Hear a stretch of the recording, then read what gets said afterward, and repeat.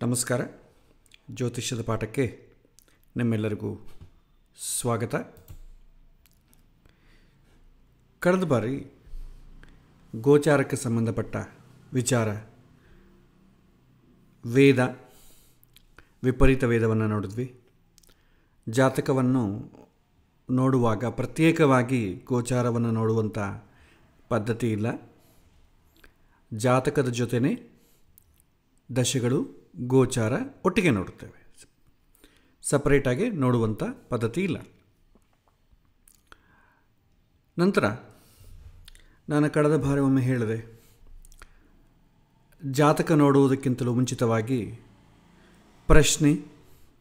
ಪ್ರಶ್ನೆಗೆ ತಕ್ಕಂತೆ ಗ್ರಹಗಳ ತಿಳ್ಕೊಂಡ ಮೇಲೆ ಜಾತಕದಲ್ಲಿ ಗ್ರಹಸ್ಥಿತಿ ಅಥವಾ ಹಿಂದಿನ ಜನ್ಮದಲ್ಲಿ ಪಡ್ಕೊಂಡು ಬಂದಂಥ ಪುಣ್ಯ ಪಾಪಗಳ ಒಂದು ವಿಶ್ಲೇಷಣೆ, ಅವುಗಳ ಫಲ, ನಂತರ ಆ ಗ್ರಹ ಸದ್ಯಕ್ಕೆ ಏನು ಫಲವನ್ನು ಸೂಚನೆ ಮಾಡ್ತಾ ಇದೆ, ಪುಣ್ಯ ಫಲವನ್ನೋ ಪಾಪ ಫಲವನ್ನೋ. ಪುಣ್ಯ ಫಲವನ್ನಾದರೆ ಯಾವುದಕ್ಕೆ ಸಂಬಂಧಪಟ್ಟ ಪುಣ್ಯ ಫಲ, ಪಾಪ ಫಲ ಆದರೆ ಯಾವುದಕ್ಕೆ ಸಂಬಂಧಪಟ್ಟ ಪಾಪ ಫಲ ಅಂತ ದಶೆಗಳನ್ನು ನೋಡಿ ನಾವು ನಿರ್ಧಾರ ಮಾಡ್ತೇವೆ. ಗೋಚಾರವನ್ನು ನೋಡಿ ಪ್ರಕೃತಿ ಹೇಗೆ ಅನುಕೂಲವಾಗಿದೆ ಅಥವಾ ಇವನು ಒಳಗಿನ ಪ್ರಪಂಚ ಹೇಗೆ ರಿಯಾಕ್ಟ್ ಆಗ್ತಾನೆ, ಪ್ರಕೃತಿಯಲ್ಲಿ ಬಂದಂಥ ಒಂದು ಪರಿವರ್ತನೆ ಇವನು ಹೇಗೆ ರಿಯಾಕ್ಟ್ ಆಗ್ತಾನೆ ಎಂಬುದನ್ನು ಗೋಚಾರ ಸೂಚನೆ ಮಾಡ್ತದೆ. ಇಲ್ಲಿವರೆಗೆ ನಾವು ನೋಡಿದ್ದೇವೆ. ಇವತ್ತು ಇದರಲ್ಲಿ ಸ್ವಲ್ಪ ವಿಶೇಷವಾದಂಥ ಟಾಪಿಕ್ಸನ್ನು ನಾವು ನೋಡೋಣ. ಗುರುಬಲವನ್ನು ಕಳೆದ ಬಾರಿ ನಾವು ಸ್ಪರ್ಶ ಮಾಡಿದ್ವಿ. ಗುರುಬಲ ನಂತರ ಶನಿಬಲದಲ್ಲಿ ಭಾಳಷ್ಟು ವಿಶ್ಲೇಷಣೆ ಇದೆ. ಶನಿಯ ಶುಭ ಬಲವನ್ನು ಹೇಗಿರ್ತದೆ, ನಮ್ಮಲ್ಲಿ ರೂಢಿ ಇದಲ್ವ, 7 ಶನಿ, ಅರ್ಧಾಷ್ಟಮ ಶನಿ, ಅಷ್ಟಮ ಶನಿ, ಈ ಕಂಟಕ ಶನಿ, ನಾನಾ ಬಗೆಯ ಹೆಸರುಗಳನ್ನು ನಾವು ಕರಿಬೋದು. ಅವುಗಳೇನು, ಜಾತಕದಲ್ಲಿ ನಾವು ಅದನ್ನು ಹೇಗೆ ನೋಡಬೇಕು ಅಂತಂಬುದನ್ನು ಇವತ್ತಿನ ಪಾಠದಲ್ಲಿ ನಾವು ವಿಶ್ಲೇಷಣೆಯನ್ನು ಮಾಡೋಣ. ಮುಂಚಿತವಾಗಿ ಎಲ್ಲ ಗ್ರಹಗಳಿಗೂ ಕೂಡ ಗೋಚಾರದಲ್ಲಿ ಶುಭ ಸ್ಥಾನಗಳು ಯಾವುದು ಅಂತಂಬುದು ನಾವು ನೋಡಿದ್ವಿ. ಸೂರ್ಯ, ಚಂದ್ರ, ಬುಧ, ಗುರು, ಶುಕ್ರ, ಶನಿ, ರಾಹು, ಕೇತು, ಇವುಗಳ ಶುಭ ಸ್ಥಾನಗಳು ಯಾವುದು. ಅದರಲ್ಲಿ ಶುಭಗ್ರಹ ಗುರುಗ್ರಹ 2, 5, 7, 9, 11 ಇದು ಶುಭ ಸ್ಥಾನಗಳು. ಈ ಸ್ಥಾನದಲ್ಲಿ ಗೋಚಾರದಲ್ಲಿ ಜನ್ಮರಾಶಿಯಿಂದ ಗುರು ಈ ಸ್ಥಾನಗಳಲ್ಲಿದ್ದರೆ ಗುರುಬಲ ಇದೆ ಅಂತ ಅರ್ಥ. ಅದೇ ಥರ ಜನ್ಮರಾಶಿಯಿಂದ ಗೋಚಾರದಲ್ಲಿ ಶನಿ 3, 6, 11 ಸ್ಥಾನದಲ್ಲಿದ್ದರೆ ಶುಭ ಬಲವಾಗಿದೆ ಅಂತ ಅರ್ಥ. ಇದು ನಾವು ಕಳೆದ ಬಾರಿ ನೋಡಿದ್ದೇವೆ. ಪ್ರತ್ಯೇಕವಾಗಿ ನೋಡಬೇಕಾದ್ರೆ ಗುರುಬಲ ಅಂದರೆ ಏನು ಅಂತಂಬೋದು ನೋಡೋಣ. ಗುರುಬಲ ಅಂತಂಬೋದು ನಾವು ಜಾತಕದಲ್ಲಿ ಗುರುಗ್ರಹ ಎಲ್ಲಿ ಪ್ಲೇಸ್ ಆಗಿದೆ, ಜನ್ಮರಾಶಿಯಿಂದ ಯಾವ ಮನೆಗಿದೆ ಅದನ್ನು ನೋಡಿ ನಾವು ಗುರುಬಲ ಅಂತೇವೆ. ಎಕ್ಸಾಕ್ಟ್ಲಿ ಮನುಷ್ಯ ಜೀವನದಲ್ಲಿ ಇದರ ರೋಲ್ ಏನು ಅಂತಂಬೋದನ್ನು ನಾವು ನೋಡೋಣ.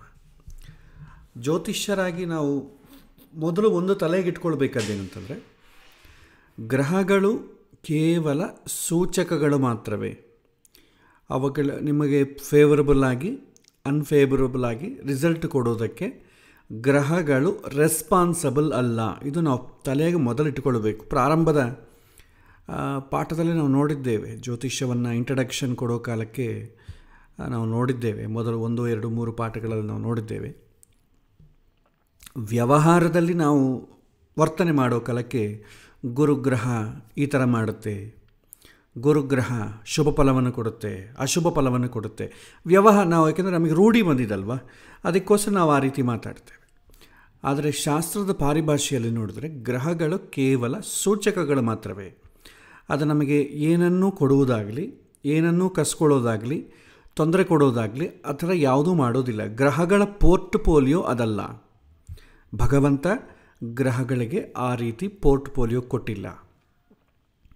ನಮಗೆ ಶುಭ ಅಥವಾ ಅಶುಭ ಫಲವನ್ನು ನೀಡೋದು ಪ್ರಕೃತಿ.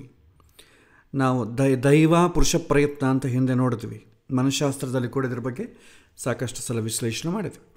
ದೈವ ಅಂತಂದರೆ ದೇವರಲ್ಲ, ಪ್ರಾರಬ್ಧ ಕರ್ಮ, ನಾವು ಮಾಡಿಕೊಂಡಂಥ ಶುಭ ಪಾಪಕರ್ಮಗಳ ಸಮೂಹವೇ ಈ ದೈವ ಅಂತ ಕರಿತೇವೆ. ಪುರುಷ ಪ್ರಯತ್ನ ಅಂತಂದರೆ ಆ ದೈವಕ್ಕಿಂತಲೂ ದೈವವನ್ನು ಓವರ್ಕಮ್ ಮಾಡಲಿಕ್ಕೆ ಏನೋ ಕೆಟ್ಟ ಫಲ ಬಂತು, ಆ ಕೆಟ್ಟ ಫಲವನ್ನು ನಾವು ಓವರ್ಕಮ್ ಮಾಡಬೇಕು ಅಂತಂದಾಗ ಪ್ರಯತ್ನ ಜಾಸ್ತಿ ಮಾಡಬೇಕಾಗತ್ತೆ. ಆ ಪುರುಷ ಪ್ರಯತ್ನದಿಂದ ಪ್ರಾರಬ್ಧವನ್ನು ಓವರ್ಕಮ್ ಮಾಡ್ಬೋದು. ಪ್ರಾರಬ್ಧವನ್ನು ಅನುಭವಿಸಲೇಬೇಕು, ಅದು ಖಚಿತ. ಆದರೆ ಯಾವ ರೀತಿ ಅನುಭವಿಸಬೇಕು ಅದನ್ನು ಓವರ್ಕಮ್ ಮಾಡ್ಬೋದು. ನಮ್ಮ ಪುರುಷ ಪ್ರಯತ್ನದಿಂದ ಓವರ್ಕಮ್ ಮಾಡ್ಬೋದು. ನಿಮಗೆ ಉದಾಹರಣೆ ಹೇಳಬೇಕಾದ್ರೆ ಅನುಶಾಸನ ಪರ್ವ, ಅದರಲ್ಲೂ ದಾನ ಧರ್ಮ ಪರ್ವದಲ್ಲಿ ಮಹಾಭಾರತದಲ್ಲಿ ರುದ್ರದೇವರು ಉಮಾದೇವಿಯ ಸಂವಾದದಲ್ಲಿ ಬರುತ್ತೆ. ಜನ್ಮಾಂತರದಲ್ಲಿ ಅಪಕ್ವಾಹಾರವನ್ನು ಯಾರಿಗಾದರೂ ಬಡಿಸಿದರೆ, ಅಂದರೆ ಸರಿಯಾದ ಬೇಯದ, ಸರಿಯಾಗಿ ಪಚನ ಮಾಡದ ಆಹಾರ ಪದಾರ್ಥಗಳನ್ನು ಅನ್ನದಾನ ಮಾಡಿದರೆ, ಅಥವಾ ನಾವು ಮಾಡಿದಂಥ ಆಹಾರ ಪದಾರ್ಥಗಳಿಂದ ತಿಂದವನಿಗೇನಾದರೂ ತೊಂದರೆ ಆದರೆ ಅವರಿಗೆ ಜನ್ಮಾಂತರದಲ್ಲಿ ಹೊಟ್ಟೆ ನೋವು ಬರುತ್ತೆ ಅಂತೊಂದು ಪ್ರಕೃತಿ ನಿಯಮ ಇದೆ. ಅಥವಾ ಪಂಕ್ತಿ ಭೇದ ಮಾಡಿದರೂ ಕೂಡ ಒಬ್ಬನಿಗೆ ಚೆನ್ನಾಗಿ ನೋಡಿಕೊಳ್ಳೋದು, ಬೇಕಾದನ್ನೆಲ್ಲ ಬಡಿಸೋದು, ಇನ್ನೊಬ್ಬನಿಗೆ ಸಸಾರ ಮಾಡೋದು, ಈ ರೀತಿ ಮಾಡಿದರೂ ಕೂಡ ಹೊಟ್ಟೆ ನೋವು ಬರುತ್ತೆ ಅಂತಿದೆ. ಸೊ ಹೊಟ್ಟೆ ನೋವು ಬಂದಾಗ ಏನು ಮಾಡ್ತೇವೆ? ನಾವು ಸುಮ್ಮನೆ ಅನುಭವಿಸ್ತಾ ಕೂತ್ಕೊಳ್ತೀವಿ. ಹೊಟ್ಟೆ ನೋವೇನೋ ಬಂತು ಪ್ರಾರಬ್ಧದಿಂದ. ಆದರೆ ಆ ಹೊಟ್ಟೆ ನೋವನ್ನು ಓವರ್ಕಮ್ ಮಾಡಲಿಕ್ಕೆ ಅದಕ್ಕಿಂತಲೂ ಹೆಚ್ಚು ಪ್ರಯತ್ನದಿಂದ ನಾವು ಯಾವುದೋ ಒಂದು ಔಷಧವನ್ನು ಹಾಕಿಕೊಡ್ತೇವೆ, ಸ್ವಲ್ಪ ಪಥ್ಯ ಇರ್ತೇವೆ. ಮಾಡಿದಾಗ ಏನಾಗುತ್ತೆ? ಹೊಟ್ಟೆ ನೋವು ಹೊಟ್ಟೋಗ್ತದೆ. ಹಿಂದೆ ನಮ್ಮಿಂದ ಏನೋ ತೊಂದರೆ ಆಯಿತು, ಹೊಟ್ಟೆ ನೋವು ಬಂತು. ನಮ್ಮ ಪುರುಷ ಪ್ರಯತ್ನದಿಂದ ಅದಕ್ಕೆ ಒಂದು ಔಷಧವನ್ನು ತೆಗೆದುಕೊಂಡ್ವಿ, ಹೊಟ್ಟೆ ನೋವು ಕಡಿಮೆ ಆಯಿತು. ಬಂದಿದ್ದು ನಿಜ, ಕಡಿಮೆ ಆಗಿದ್ದು ನಿಜ. ಸೊ ಪುರುಷ ಪ್ರಯತ್ನದಿಂದ ಎಲ್ಲವನ್ನೂ ಓವರ್ಕಮ್ ಮಾಡ್ಬೋದು. ಅನುಭವಿಸೋದಂತೂ ನಿಜ, ಓವರ್ಕಮ್ ಮಾಡೋದು ನಿಜವೇ. ಸೊ ಹಾಗಾಗಿ ಇಲ್ಲಿ ಗ್ರಹಗಳ ರೋಲ್ ಏನು ಅಂತಂದರೆ ಕೇವಲ ಸೂಚಕಗಳು ಮಾತ್ರವೇ. ನಿಮಗೆ ಒಳ್ಳೆಯ ಸಮಯ, ಅನುಕೂಲ ಸಮಯ, ಪ್ರತಿಕೂಲ ಸಮಯ ಬಂದಿದೆ ಅಂತ ಸೂಚನೆ ಮಾಡ್ತದೆ. ಸೂಚನೆ ಮಾಡಿದಾಗ ಮನುಷ್ಯನ ರೋಲ್ ಏನು? ಮನುಷ್ಯ ಅದನ್ನು ಹೇಗೆ ಓವರ್ಕಮ್ ಮಾಡಬೇಕು ಅಂತ ಒಂದು ಪ್ಲ್ಯಾನ್ ಹಾಕಿಕೊಳ್ಳಬೇಕು, ಅಥವಾ ಹಿರಿಯರನ್ನು, ಗುರುಗಳನ್ನು ಕೇಳ್ತಾನೆ. ಇದನ್ನು ಓವರ್ಕಮ್ ಮಾಡಬೇಕಾದ್ರೆ ಹೇಗೆ ಓವರ್ಕಮ್ ಮಾಡಬೇಕು, ಸಲಹೆಗಳನ್ನು ಪಡೆದು ಓವರ್ಕಮ್ ಮಾಡ್ತಾನೆ. ಪ್ರಾರಬ್ಧ ಕರ್ಮವನ್ನು ಖಂಡಿತ ಅನುಭವಿಸಲೇಬೇಕು, ಅದಕ್ಕೆ ಬೇರೆ ಹಾದಿ ಇಲ್ಲ ಅಂತಂದರೆ ಜ್ಯೋತಿಷ್ಯ ಬೇಕಾಗಿಲ್ಲ, ದೇವಸ್ಥಾನ ಪೂಜೆ ಯಾವುದು ಬೇಕಾಗಿಲ್ಲ. ಯಾಕಂದರೆ ಅನುಭವಿಸಲೇಬೇಕಲ್ಲ. ಮತ್ತು ಅನುಭವಿಸಿ ಮತ್ತೆ ಇದಕ್ಕೆ ದುಡ್ಡು ಖರ್ಚು ಮಾಡಿಕೊಂಡು ಯಾವನು ಒದ್ದಾಡ್ತಾನೆ ಅಲ್ವಾ?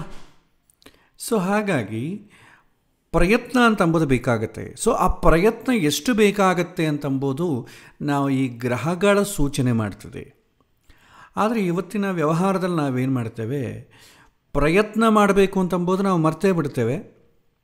ಅಸಲು ಜ್ಯೋತಿಷ್ಯದಲ್ಲಿ ಯಾರಾದರೂ ಗುರುಗಳು ಹೇಳೋ ಕಾಲಕ್ಕೆ ಕೂಡ ನೀನು ಸ್ವಲ್ಪ ಪ್ರಯತ್ನ ಜಾಸ್ತಿ ಮಾಡಬೇಕಪ್ಪ ಅಂತ ಏನು ಹೇಳೋದಿಲ್ಲ. ಅವರು ನಮ್ಮನ್ನು ಮಾರ್ಗದರ್ಶನ ಮಾಡೋದೇ ಇನ್ನೊಂದು ರೀತಿಯಲ್ಲಿರ್ತದೆ. ಸೊ ನಿನ್ನ ಜಾತಕದಲ್ಲಿ 7 ವರ್ಷನೇ ಪ್ರಾರಂಭ ಆಗಿದೆ, ಸೊ ಪ್ರಾಬ್ಲಮ್ ನಿಂದೇನಿಲ್ಲ, ಶನಿದೇ ಪ್ರಾಬ್ಲಮ್, ನಂದೇನು ಪ್ರಾಬ್ಲಮ್ ಇಲ್ಲ. ನೀನು ತುಂಬ ಒಳ್ಳೆಯ ಮನುಷ್ಯ, ಬಲಿಚಕ್ರವರ್ತಿಗಿಂತಲೂ ತುಂಬ ಎತ್ತರದಲ್ಲಿ ಕೂತಿರುವಂಥ ಸ್ಥಾನದಲ್ಲಿರೋನು. ಆದರೆ ಗ್ರಹಗಳು ತೊಂದರೆ ಕೊಡ್ತದೆ, ಪಾಪ ನೀನೇನು ಮಾಡಲಿಕ್ಕಾಗತ್ತೆ? ಈ ರೀತಿ ಒಂದು ವ್ಯವಹಾರದಲ್ಲಿ ಹೇಳುವಂಥ ಸಂದರ್ಭಗಳುಂಟು. ಆದರೆ ಜಾತಕವನ್ನು ಕೇವಲ ಗ್ರಹಸ್ಥಿತಿ ನೋಡೋದಲ್ಲ, ಆ ಮನುಷ್ಯನನ್ನು ಪ್ರಿಪೇರ್ ಮಾಡಬೇಕು. ಕಷ್ಟಗಳನ್ನು ಎದುರಿಸಲಿಕ್ಕೆ ಅಥವಾ ಅವನನ್ನು ಪ್ರಿಪೇರ್ ಮಾಡಿ ಧೈರ್ಯವನ್ನು ತುಂಬುವಂಥ ಕೆಲಸ ಮಾಡೋದೇ ಜ್ಯೋತಿಷ್ಯನ ಕರ್ತವ್ಯ. ಸೊ ಗುರುಬಲ ಅಂತಂಬೋದು ಇಲ್ಲಿ ಏನು ಹೇಳ್ತದೆ ಅಂದರೆ, ಗುರುಬಲ ಅಥವಾ ಗುರು ಬಂದಿದೆ ಅಂತಂದರೆ, ಗುರು ಸಾಮಾನ್ಯವಾಗಿ ಬೈ ಡಿಫಾಲ್ಟ್ ಶುಭ ಗ್ರಹ. ಶುಭ ಅಂತಂದ್ರೇನು? ಎಲ್ಲ ಥರದ ಮನುಷ್ಯನ ಹಿತವನ್ನು ಬಯಸೋದನ್ನೆಲ್ಲ ಕೊಡ್ತದೆ. ಸೊ ಮನುಷ್ಯವನ್ನು ಹಿತವನ್ನು ಬಯಸೋದು ಕೊಡ್ತಾ ಇದೆ ಅಂದರೆ ಅರ್ಥ ಏನು? ಹಿಂದಿನ ಜನ್ಮದಲ್ಲಿ ಒಂದು ಪುಣ್ಯ ಅಂತಂಬೋದಿದ್ರೇ ಸಾಧ್ಯ.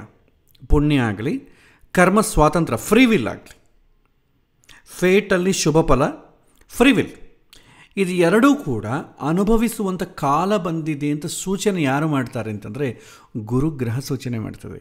ಹಾಗಾಗಿ ಗುರುಬಲ ಬಂತ ಯಾವುದೇ ಒಂದು ಶುಭ ಕಾರ್ಯಕ್ಕಾಗಲಿ, ಯಾವುದೇ ಒಂದು ಕೆಲಸ ಆಗಬೇಕಾದಾಗ ನಾವು ಗುರುಬಲ ಬರುತ್ತೆ ಅಂತ ನೋಡ್ತೇವೆ. ಯಾಕೆಂದರೆ ಸ್ವಲ್ಪ ಫ್ರೀ ವಿಲ್ಲು ಅಥವಾ ಪುಣ್ಯ ಅನುಭವಕ್ಕೆ ಬರುವಂಥ ಸಮಯ ಬಂದಾಗ ಆ ಕೆಲಸವನ್ನು ತುಂಬ ಸುಲಭವಾಗಿ ನಾವು ಓವರ್ಕಮ್ ಮಾಡ್ಬೋದು.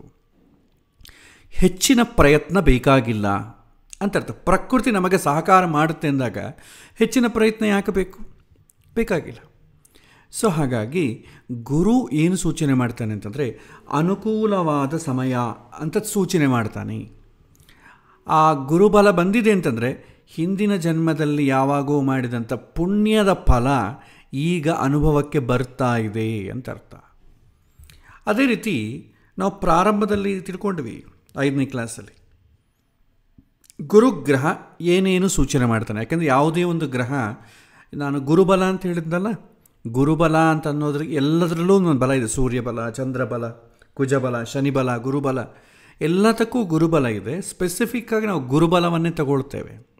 ಯಾಕೆಂತಂದರೆ ನಮಗೆ ಅನುಕೂಲಗಳಾಗಬೇಕು ಅಂತಂದರೆ ಪುಣ್ಯ ಬೇಕು. ಗುರು ಪುಣ್ಯಕಾರಕ.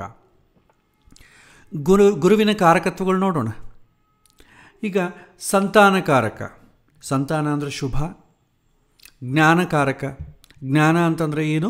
ಅದು ಮೋಕ್ಷಕ್ಕೆ ಸಂಬಂಧಪಟ್ಟ ಜ್ಞಾನ ಒಂದೇ ಅಲ್ಲ, ಸಮಸ್ಯೆಗಳನ್ನು ಓವರ್ಕಮ್ ಮಾಡಲಿಕ್ಕೆ ಕೂಡ ಸ್ವಲ್ಪ ಜ್ಞಾನ ಬೇಕಲ್ವ. ಯಾವಾಗ ಅಜ್ಞಾನ ಇರುತ್ತೋ ಆವಾಗ ಭಯ ಕಾಡುತ್ತೆ. ಜ್ಞಾನ ಬಂದರೆ ಭಯ ಕಾಡುವುದಿಲ್ಲ. ಸೊ ಜ್ಞಾನ ಬಂದ ಮೇಲೆ, ನಮಗೆ ಪ್ಲ್ಯಾನ್ ಬಂದ ಮೇಲೆ ಮತ್ತೆ ಭಯ ಯಾಕೆ? ಹಾಗಾಗಿ ನಮ್ಮ ಸಮಸ್ಯೆಗಳಿಗೆ ಕೂಡ ಏನು ಮಾಡಬೇಕು ಗೊತ್ತಿಲ್ಲದಾಗ ಭಯ ಆಗ್ತದೆ. ಸೊ ಏನು ಮಾಡಬೇಕು ಅಂತಂದು ಮಾರ್ಗ ಸಿಕ್ತಂದ್ಕೊಳ್ಳಿ, ಭಯ ಯಾಕೆ? ಹಾಗಾಗಿ ಆ ಸಮಯದಲ್ಲಿ ಜ್ಞಾನಕಾರಕ ಗುರು ಆಗ್ತಾನೆ. ಆಮೇಲೆ ಹಣಕ್ಕೆ ಕಾರಕ, ವೇದ ವಿದ್ಯೆಗಳಿಗೆ, ಜ್ಯೋತಿಷ್ಯಕ್ಕೆ, ವೇದಶಾಸ್ತ್ರಗಳು, ವಿವೇಕ ಪ್ರಜ್ಞೆ, ಕಾಮನ್ ಸೆನ್ಸ್, ಬುದ್ಧಿ ಸಮಯಕ್ಕೆ ತಕ್ಕಂತೆ ಕೆಲಸ ಮಾಡೋದು, ಅದು ಗುರುವಿಂದನೇ ಸಾಧ್ಯ. ಗುರು ಸೂಚನೆ ಮಾಡ್ತಾನೆ, ಗುರುವಿಂದ ಸಾಧ್ಯ ಅಲ್ಲ, ಗುರು ಸೂಚನೆ ಮಾಡ್ತಾನೆ. ಆಚಾರಗಳು, ಸತ್ಕರ್ಮಗಳು, ಪೂರ್ವ ಪುಣ್ಯ, ಶುಭ ಕಾರ್ಯಗಳು, ಶಾಂತಿ, ನೆಮ್ಮದಿ, ಪೀಸ್, ಧರ್ಮ, ದೈವಭಕ್ತಿ, ಸತ್ಯ, ಸ್ವರ್ಣಾಭರಣಗಳು, ಇವೆಲ್ಲ ಕೂಡ ಗುರುವಿನ ಕಾರಕ.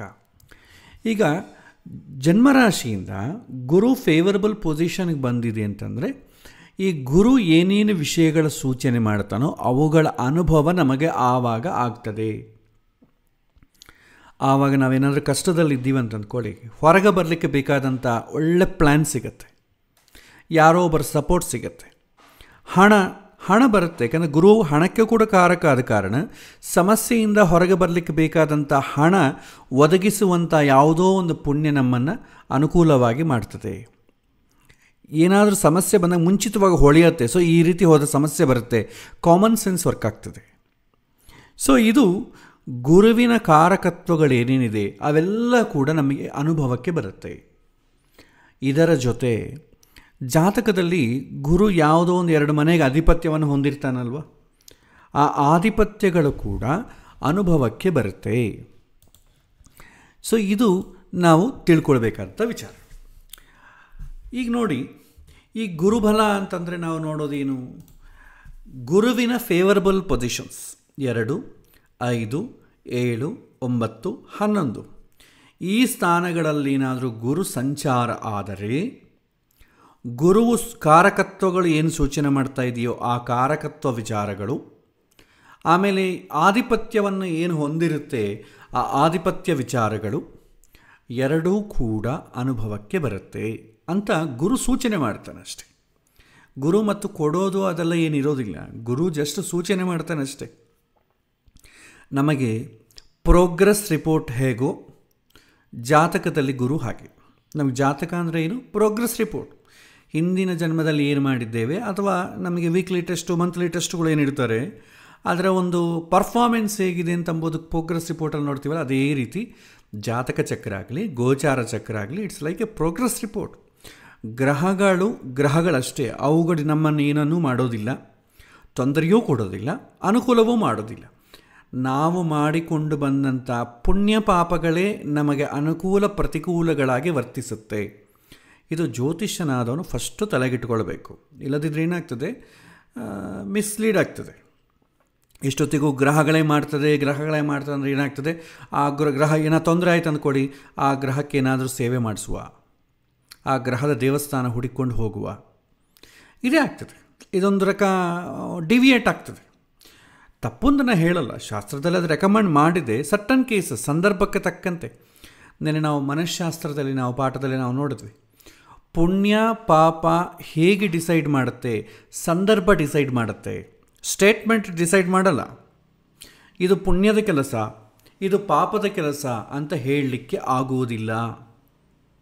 ಪುಣ್ಯದ ಕೆಲಸ ಪಾಪದ ಕೆಲಸ ಆಗ್ಬೋದು, ಪಾಪದ ಕೆಲಸ ಪುಣ್ಯದ ಕೆಲಸವೂ ಆಗಬಹುದು. ಹಾಗಾಗಿ ಕೇವಲ ಒಂದು ವಿಚಾರವನ್ನು ನೋಡಿ ಡಿಸೈಡ್ ಮಾಡಲಿಕ್ಕೆ ಆಗೋದಿಲ್ಲ, ಸಂದರ್ಭವನ್ನು ನೋಡಿ ಡಿಸೈಡ್ ಮಾಡಬೇಕಾಗ್ತದೆ. ಕೆಲವೊಮ್ಮೆ ದಾನ ಎಂಬುದು ತುಂಬ ಒಳ್ಳೆಯ ಕೆಲಸ ಅಲ್ವಾ? ದಾನ ಮಾಡಿ ಕೂಡ ಪಾಪ ಕಟ್ಟಿಕೊಳ್ಳುವಂಥ ಅವಕಾಶ ಬರ್ತದೆ. ಅಪಾತ್ರ ದಾನ ಮಾಡಿದರೆ ಖಂಡಿತವಾಗಿ ಪಾಪ ಕಟ್ಟಿಕೊಳ್ಬೇಕಾಗ್ತದೆ. ಅದೇ ಸತ್ಪಾತ್ರ ದಾನ ಮಾಡಿದರೆ ತುಂಬ ಅನುಕೂಲ. ಕೆಲವೊಮ್ಮೆ ದಾನ ಮಾಡದಿದ್ರೂ ಕೂಡ ಪುಣ್ಯ ಬರ್ತದೆ. ಅದು ಹೇಗೆ ಅಂತಂದರೆ ಸಂದರ್ಭ ಡಿಸೈಡ್ ಮಾಡ್ತದೆ.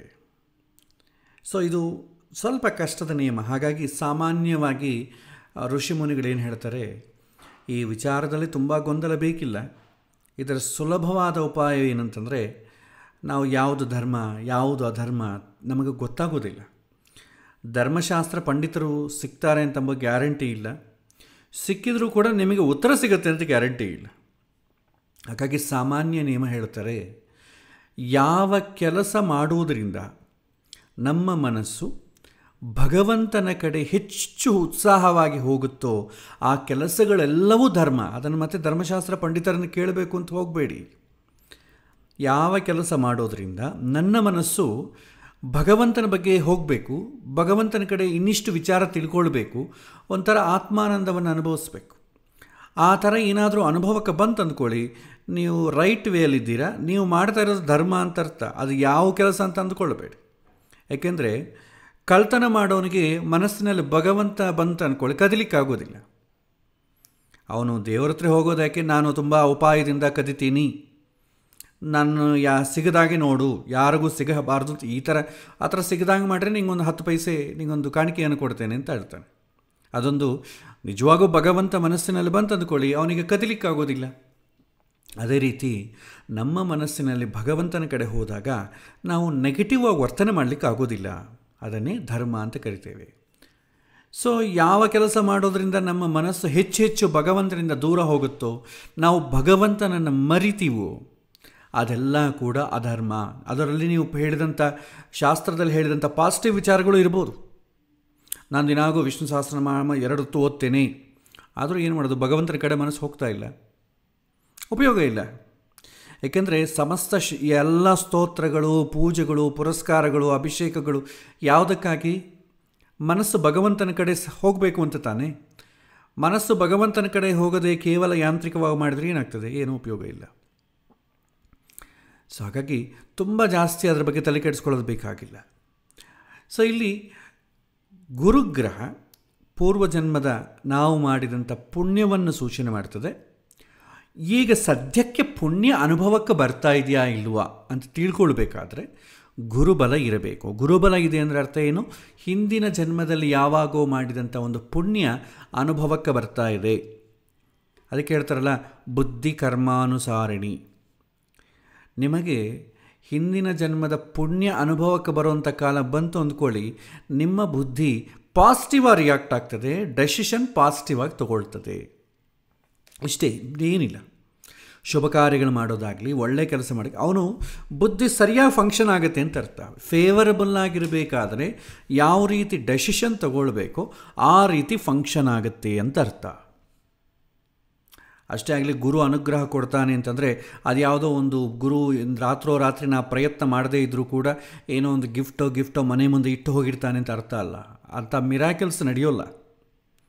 ಮಿರಾಕಲ್ಸ್ ಭಗವಂತ ಆಗಲಿ, ಭಗವಂತನನ್ನು ಫಾಲೋ ಆಗುವಂಥ ಗುರುಗಳಾಗಲಿ ಯಾವಾಗೂ ಕೂಡ ಮಿರಾಕಲ್ಸ್ ಮಾಡೋದಿಲ್ಲ.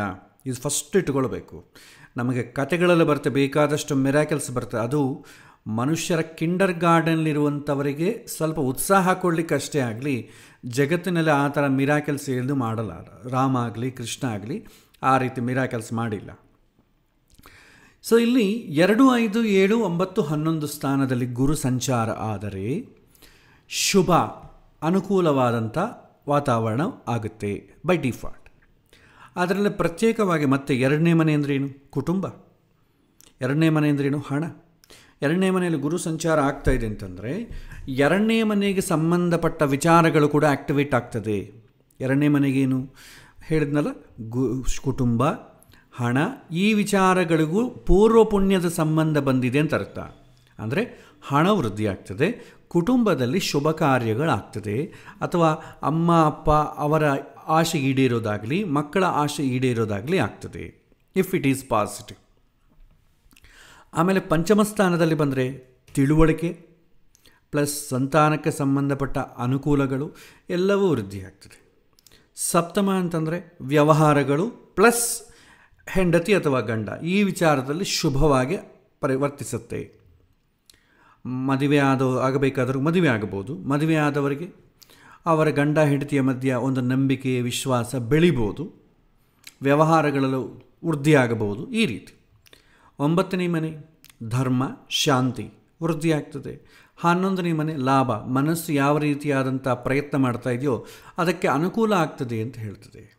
ಸೊ ಇದು ಗುರುಬಲ. ಇದು ನಿಮಗೆ ನಾನು ಡಾಕ್ಯುಮೆಂಟ್ ಕಳಿಸಿದ್ನಲ್ಲ, ಅದರಲ್ಲಿ ಶ್ಲೋಕಪೂರ್ವಕವಾಗಿದೆ.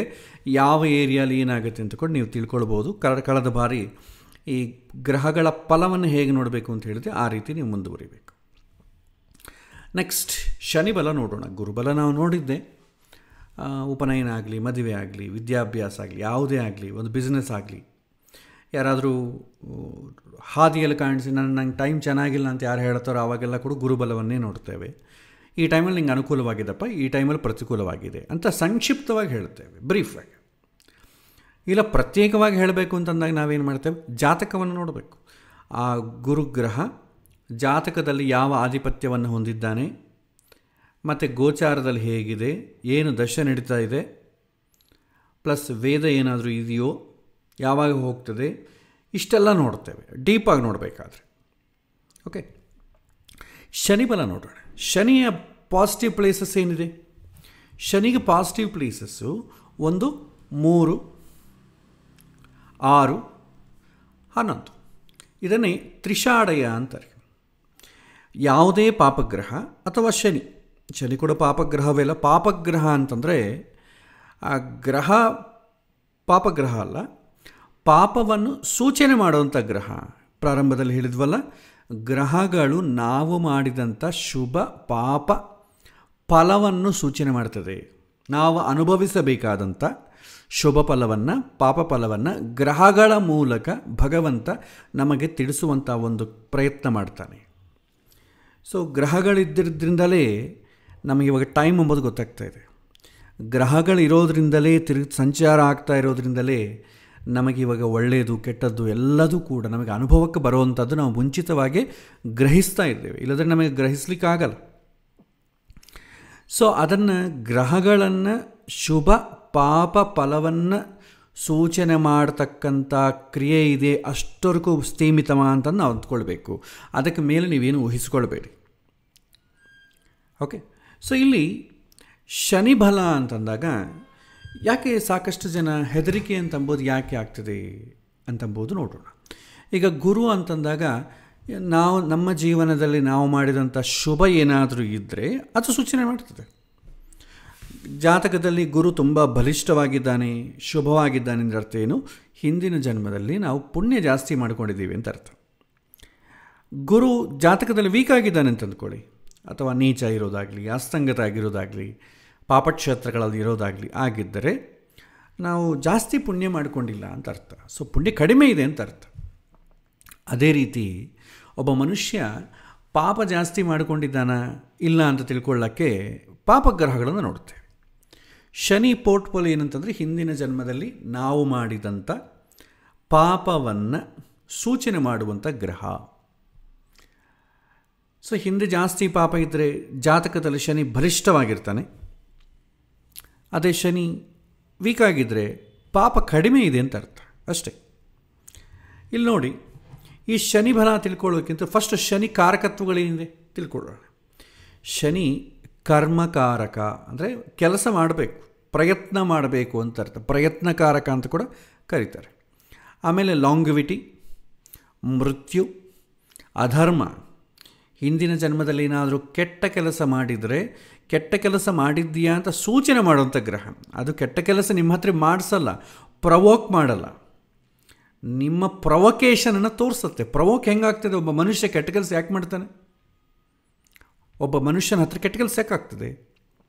ಯಾಕೆಂದರೆ 2 ಕಾರಣ ಹೇಳ್ತಾರೆ ಶಾಸ್ತ್ರದಲ್ಲಿ. ಒಂದು, ಈಗ ನಮಗೆ ಅನುಭವಿಸ್ತಾ ಇರುವಂಥ ಸುಖ ಏನಿದೆ ಅದು ಯಾವಾಗಾದರೂ ನನ್ನ ಬಿಟ್ಟು ಹೋಗ್ತದೇನೋ ಅಂತ ಅದನ್ನು ಕಟ್ಟಿ ಹಿಡಿಬೇಕು ಅಂತಂಬೋದು. ಆ ಥರ ನಾವೇನು ಮಾಡ್ತೇವೆ, ನಮ್ಮ ಕೆಲಸಗಳು ಅದನ್ನು ಉಳಿಸಿಕೊಳ್ಳಬೇಕು ಅಂತ ಮಾಡ್ತೇವೆ. ಇನ್ನೊಂದು, ಪಾಪ ನಾವೇನು ಕಷ್ಟವನ್ನು ಅನುಭವಿಸ್ತಾ ಇದ್ದೀವಿ ಅದು ಎಲ್ಲಿ ನನ್ನ ಬಿಟ್ಟು ಹೋಗೋದಿಲ್ಲವೋ, ನನ್ನ ಹತ್ರ ಇದ್ದುಬಿಡುತ್ತೆ ಅಂತ ಭಯ. ಒಂದು, ಹಣ ನನ್ನ ಬಿಟ್ಟು ಹೋಗುತ್ತೆ ಅಂತಂಬೋದು ಭಯ. ಎರಡನೇದು, ಕಷ್ಟ ನನ್ನ ಹತ್ರ ಇದ್ದುಬಿಡುತ್ತೆ ಅಂತ ಭಯ. ಈ ಭಯದಿಂದ ಮನುಷ್ಯ ಏನು ಮಾಡ್ತಾನೆ, ಅದನ್ನು ಉಳಿಸಿಕೊಳ್ಳೋದಕ್ಕೋಸ್ಕರ ತಾನು ಮಾಡಬಾರ್ದ ಪ್ರಕೃತಿ ವಿರುದ್ಧವಾದಂಥ ಕೆಲಸವನ್ನು ಮಾಡಿದರೆ ಅದನ್ನೇ ಪಾಪ ಅಂತೇವೆ. ಅಂದರೆ ಧರ್ಮಕ್ಕೆ ವಿಪರೀತವಾಗಿ ಮಾಡುವುದು. ಆ ಥರ ಮಾಡಿದ್ದರೆ ಶನಿ ಸೂಚನೆ ಮಾಡ್ತದೆ. ಇಲ್ಲ ಅಂತಂದರೆ ಶನಿ ಸೂಚನೆ ಮಾಡಲ್ಲ. ಆಮೇಲೆ ದುಃಖ. ದುಃಖ ಸೂಚನೆ ಮಾಡ್ತಾಯಿದೆ ಅಂದರೆ ದುಃಖಕ್ಕೆ ಸಂಬಂಧಪಟ್ಟ ಏನಾದರೂ ನಾವು ಕ್ರಿಯೆಗಳು ಹಿಂದಿನ ಜನ್ಮದಲ್ಲಿ ಮಾಡಿರಬೇಕು, ಅದನ್ನು ಸೂಚನೆ ಮಾಡ್ತದೆ. ಬಂಧನ, ಏನೋ ಒಂದು ಬಂಧನ ನಾವು ಇನ್ನೊಬ್ಬರನ್ನ ಬಂಧಿಸಿದರೆ ನಾವು ಇವತ್ತು ಬಂಧನಕ್ಕೆ ಒಳಗಾಗ್ತೀವಿ. ಅದೇ ರೀತಿ ರೋಗ, ದುಷ್ಪ್ರವರ್ತನೆ, ಶಿಕ್ಷೆ, ಪಾಪಗಳು, ನರಕ, ವೈರಾಗ್ಯ, ಇವೆಲ್ಲ ಕೂಡ ಹಿಂದಿನ ಜನ್ಮದಲ್ಲಿ ಅದಕ್ಕೆ ತಕ್ಕಂತೆ ಮಾಡಿದಂಥ ಕರ್ಮಗಳನ್ನು ಶನಿ ಸೂಚನೆ ಮಾಡ್ತದೆ. ಆ ಥರ ಮಾಡಿಲ್ಲ ಅಂತಂದರೆ ಹೆದರೋ ಕೆಲಸ ಇಲ್ಲ. ಇದು ಶನಿಯ ಕಾರಕತ್ವ. ಅದೇ ರೀತಿ ಶನಿ ಏನು, ಶನಿ ಶುಭ ಸ್ಥಾನಗಳು ಅಂತಂದರೆ 3, 6, 11. ಈ ಸ್ಥಾನಗಳಲ್ಲಿ ಏನಾದರೂ ಶನಿ ಇದ್ದಾನೆ ಅಂತಂದರೆ ಈಗಿನ ಸಮಯದಲ್ಲಿ ನಿಮಗೆ ಶನಿ ಅನುಕೂಲವಾಗಿದ್ದಾನೆ. ಅನುಕೂಲವಾಗಿರೋದ್ರಿಂದ ಏನು ಕೆಟ್ಟದ್ದೇನೂ ತೊಂದರೆ ಆಗೋದಿಲ್ಲ. ಪ್ಲಸ್ ಜಾಸ್ತಿ ಪ್ರಯತ್ನ ಮಾಡೋದು ಬೇಕಾಗಿಲ್ಲ, ಕೆಲಸಗಳು ಬೇಗ ಆಗ್ತವೆ ಅಂತ ಅರ್ಥ. ಅದು ಅಲ್ಲದೆ 3, 6, 11 ಬಿಟ್ಟು ಬೇರೆ ಕಡೆ ಇದ್ದ ಅಂತ ಅಂದ್ಕೊಳ್ಳಿ, ಆವಾಗ ಪ್ರಯತ್ನ ಜಾಸ್ತಿ ಮಾಡಬೇಕಾಗತ್ತೆ. ಇದರ ಜೊತೆ ಶನಿ ಪೋರ್ಟ್ಫೋಲಿಯೋನ ನೋಡಬೇಕು. ಶನಿ ಏನು ಯಾವ ರೀತಿ ಕಷ್ಟವನ್ನು ಸೂಚನೆ ಮಾಡ್ತಾ ಇದ್ದಾನೆ ಅಂತಂಬ ಪ್ರಶ್ನೆ ಬಂದಾಗ ಮೊದಲು ಶನಿ ಪೋರ್ಟ್ಫೋಲಿಯೋ, ನ್ಯಾಚುರಲ್ನಾಗಿ ಸಹಜವಾಗಿ ಶನಿ ಕಾರಕತ್ವಗಳೇನಿದೆ ಆ ಶನಿ ಕಾರಕತ್ವಗಳು. ಆಮೇಲೆ ಆಧಿಪತ್ಯ, ಪ್ರತಿಯೊಂದು ಜಾತಕದಲ್ಲೂ ಶನಿ ಯಾವುದೋ 1-2 ಮನೆಗೆ ಆಧಿಪತ್ಯ ವಹಿಸ್ತಾನಲ್ಲ, ಆ ಆಧಿಪತ್ಯ ಕೂಡ ತುಂಬ ಇಂಪಾರ್ಟೆಂಟ್. ಅದರಿಂದ ಹಿಂದಿನ ಜನ್ಮದಲ್ಲಿ ಶುಭ ಮಾಡಿದ್ದಾನ ಪಾಪ ಮಾಡಿದ್ದಾನ ಅಂತ ಹೆಚ್ಚು ಗೊತ್ತಾಗ್ತದೆ. ಪಾಪ ಫಲ ಜಾಸ್ತಿ ಇತ್ತಂದ್ಕೊಳ್ಳಿ, ಗೋಚಾರದಲ್ಲಿ ಹೆಚ್ಚು ಅನುಭವಿಸ್ಬೇಕಾಗ್ತದೆ.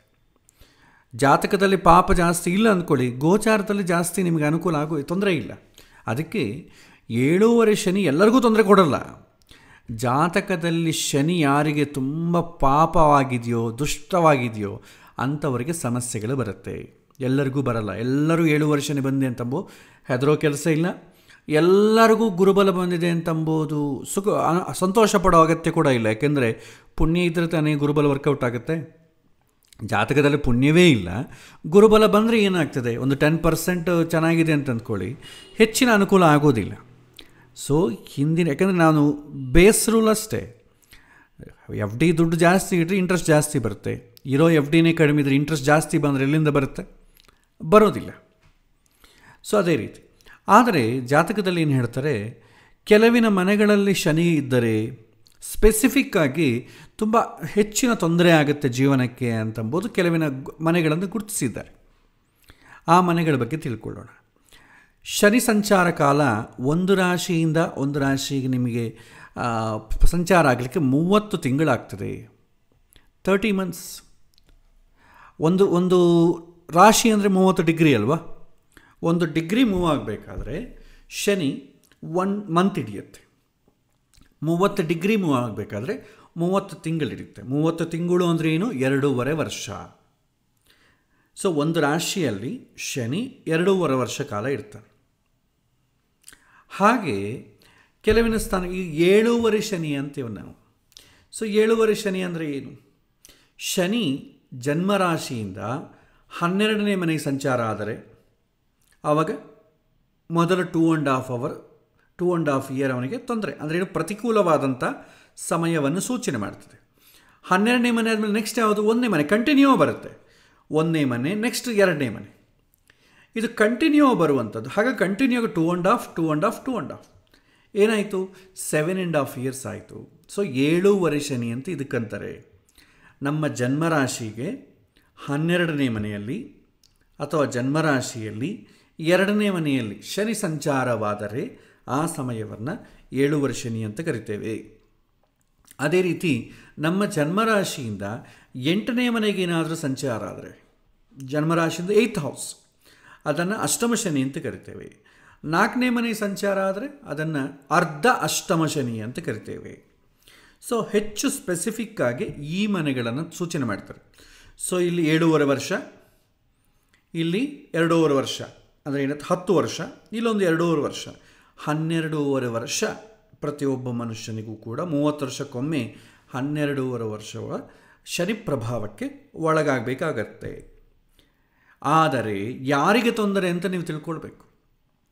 ಜಾತಕದಲ್ಲಿ ಶನಿ ತುಂಬ ಪಾಪ ಸಂಬಂಧ ಬಂದಿದ್ದರೆ, ಪಾಪ ಸಂಬಂಧ ಅಂದರೆ ಏನು, 6, 8, 12 ಮನೆ ಆಧಿಪತ್ಯಗಳು ಬಂದು ಪಾಪಗ್ರಹಗಳ ಸಂಬಂಧ ಜಾಸ್ತಿ ಇದ್ದರೆ ಆವಾಗ ಶನಿ ಪಾಪವನ್ನು ಸೂಚನೆ ಮಾಡ್ತಾನೆ.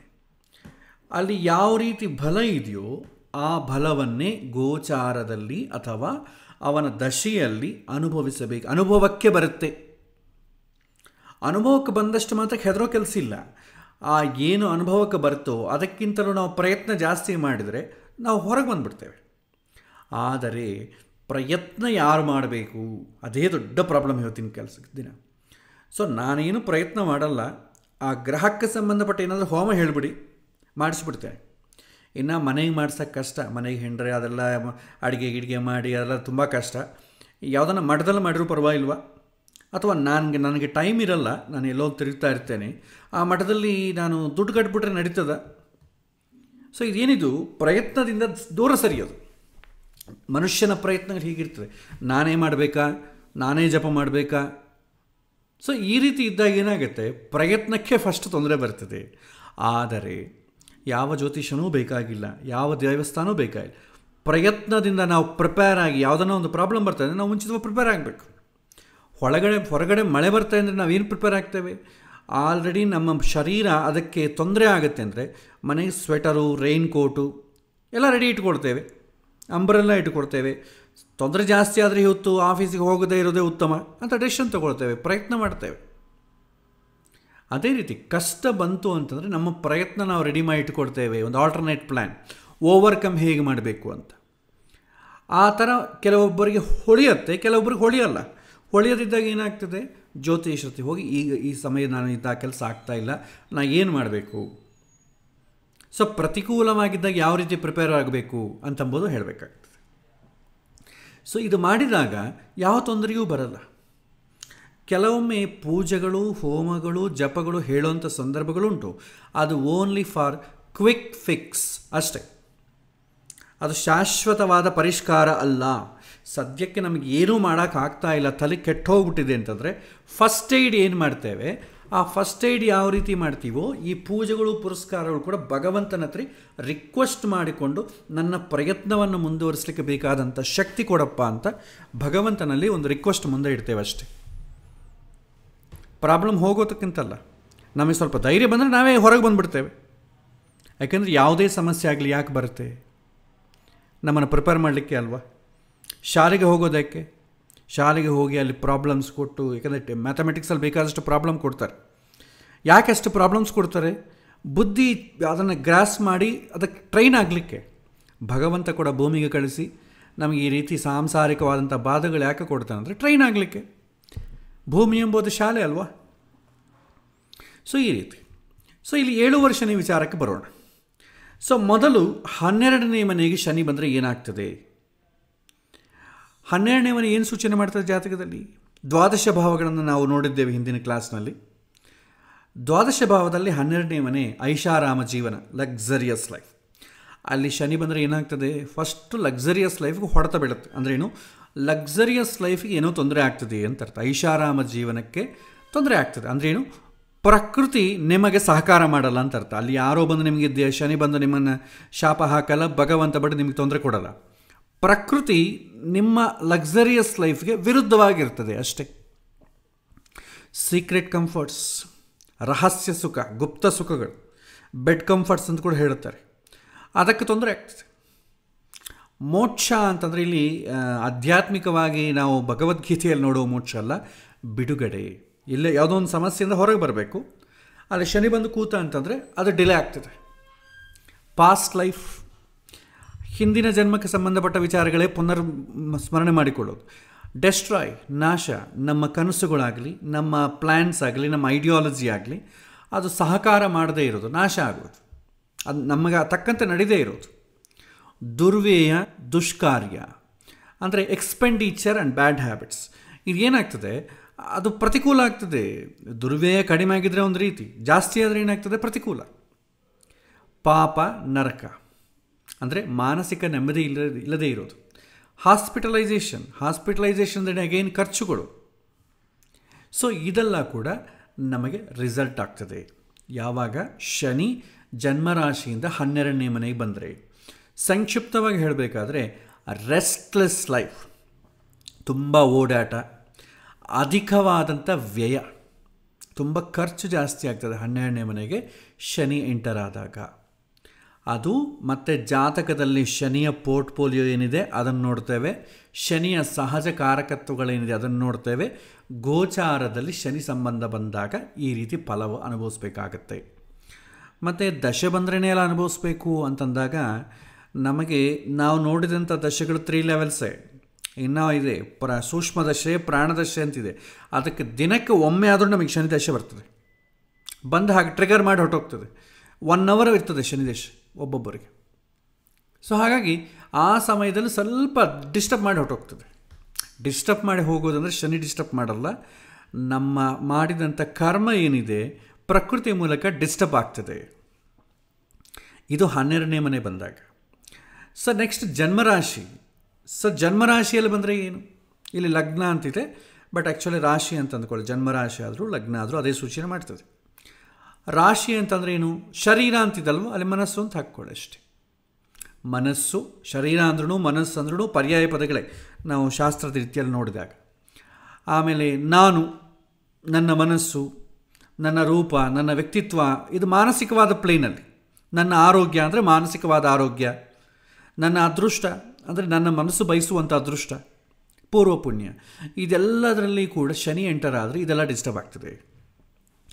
ಮಾನಸಿಕವಾಗಿ ಆರೋಗ್ಯ ಕೆಡುತ್ತೆ ಅಂತಂದರೆ ಅದು ಫಿಸಿಕಲಿ ಎಕ್ಸ್ಪ್ರೆಸ್ ಆಗ್ತದೆ, ಅಂದರೆ ಸ್ವಲ್ಪ ದೈಹಿಕ ಅನಾರೋಗ್ಯ ಶುರುವಾಗ್ತದೆ.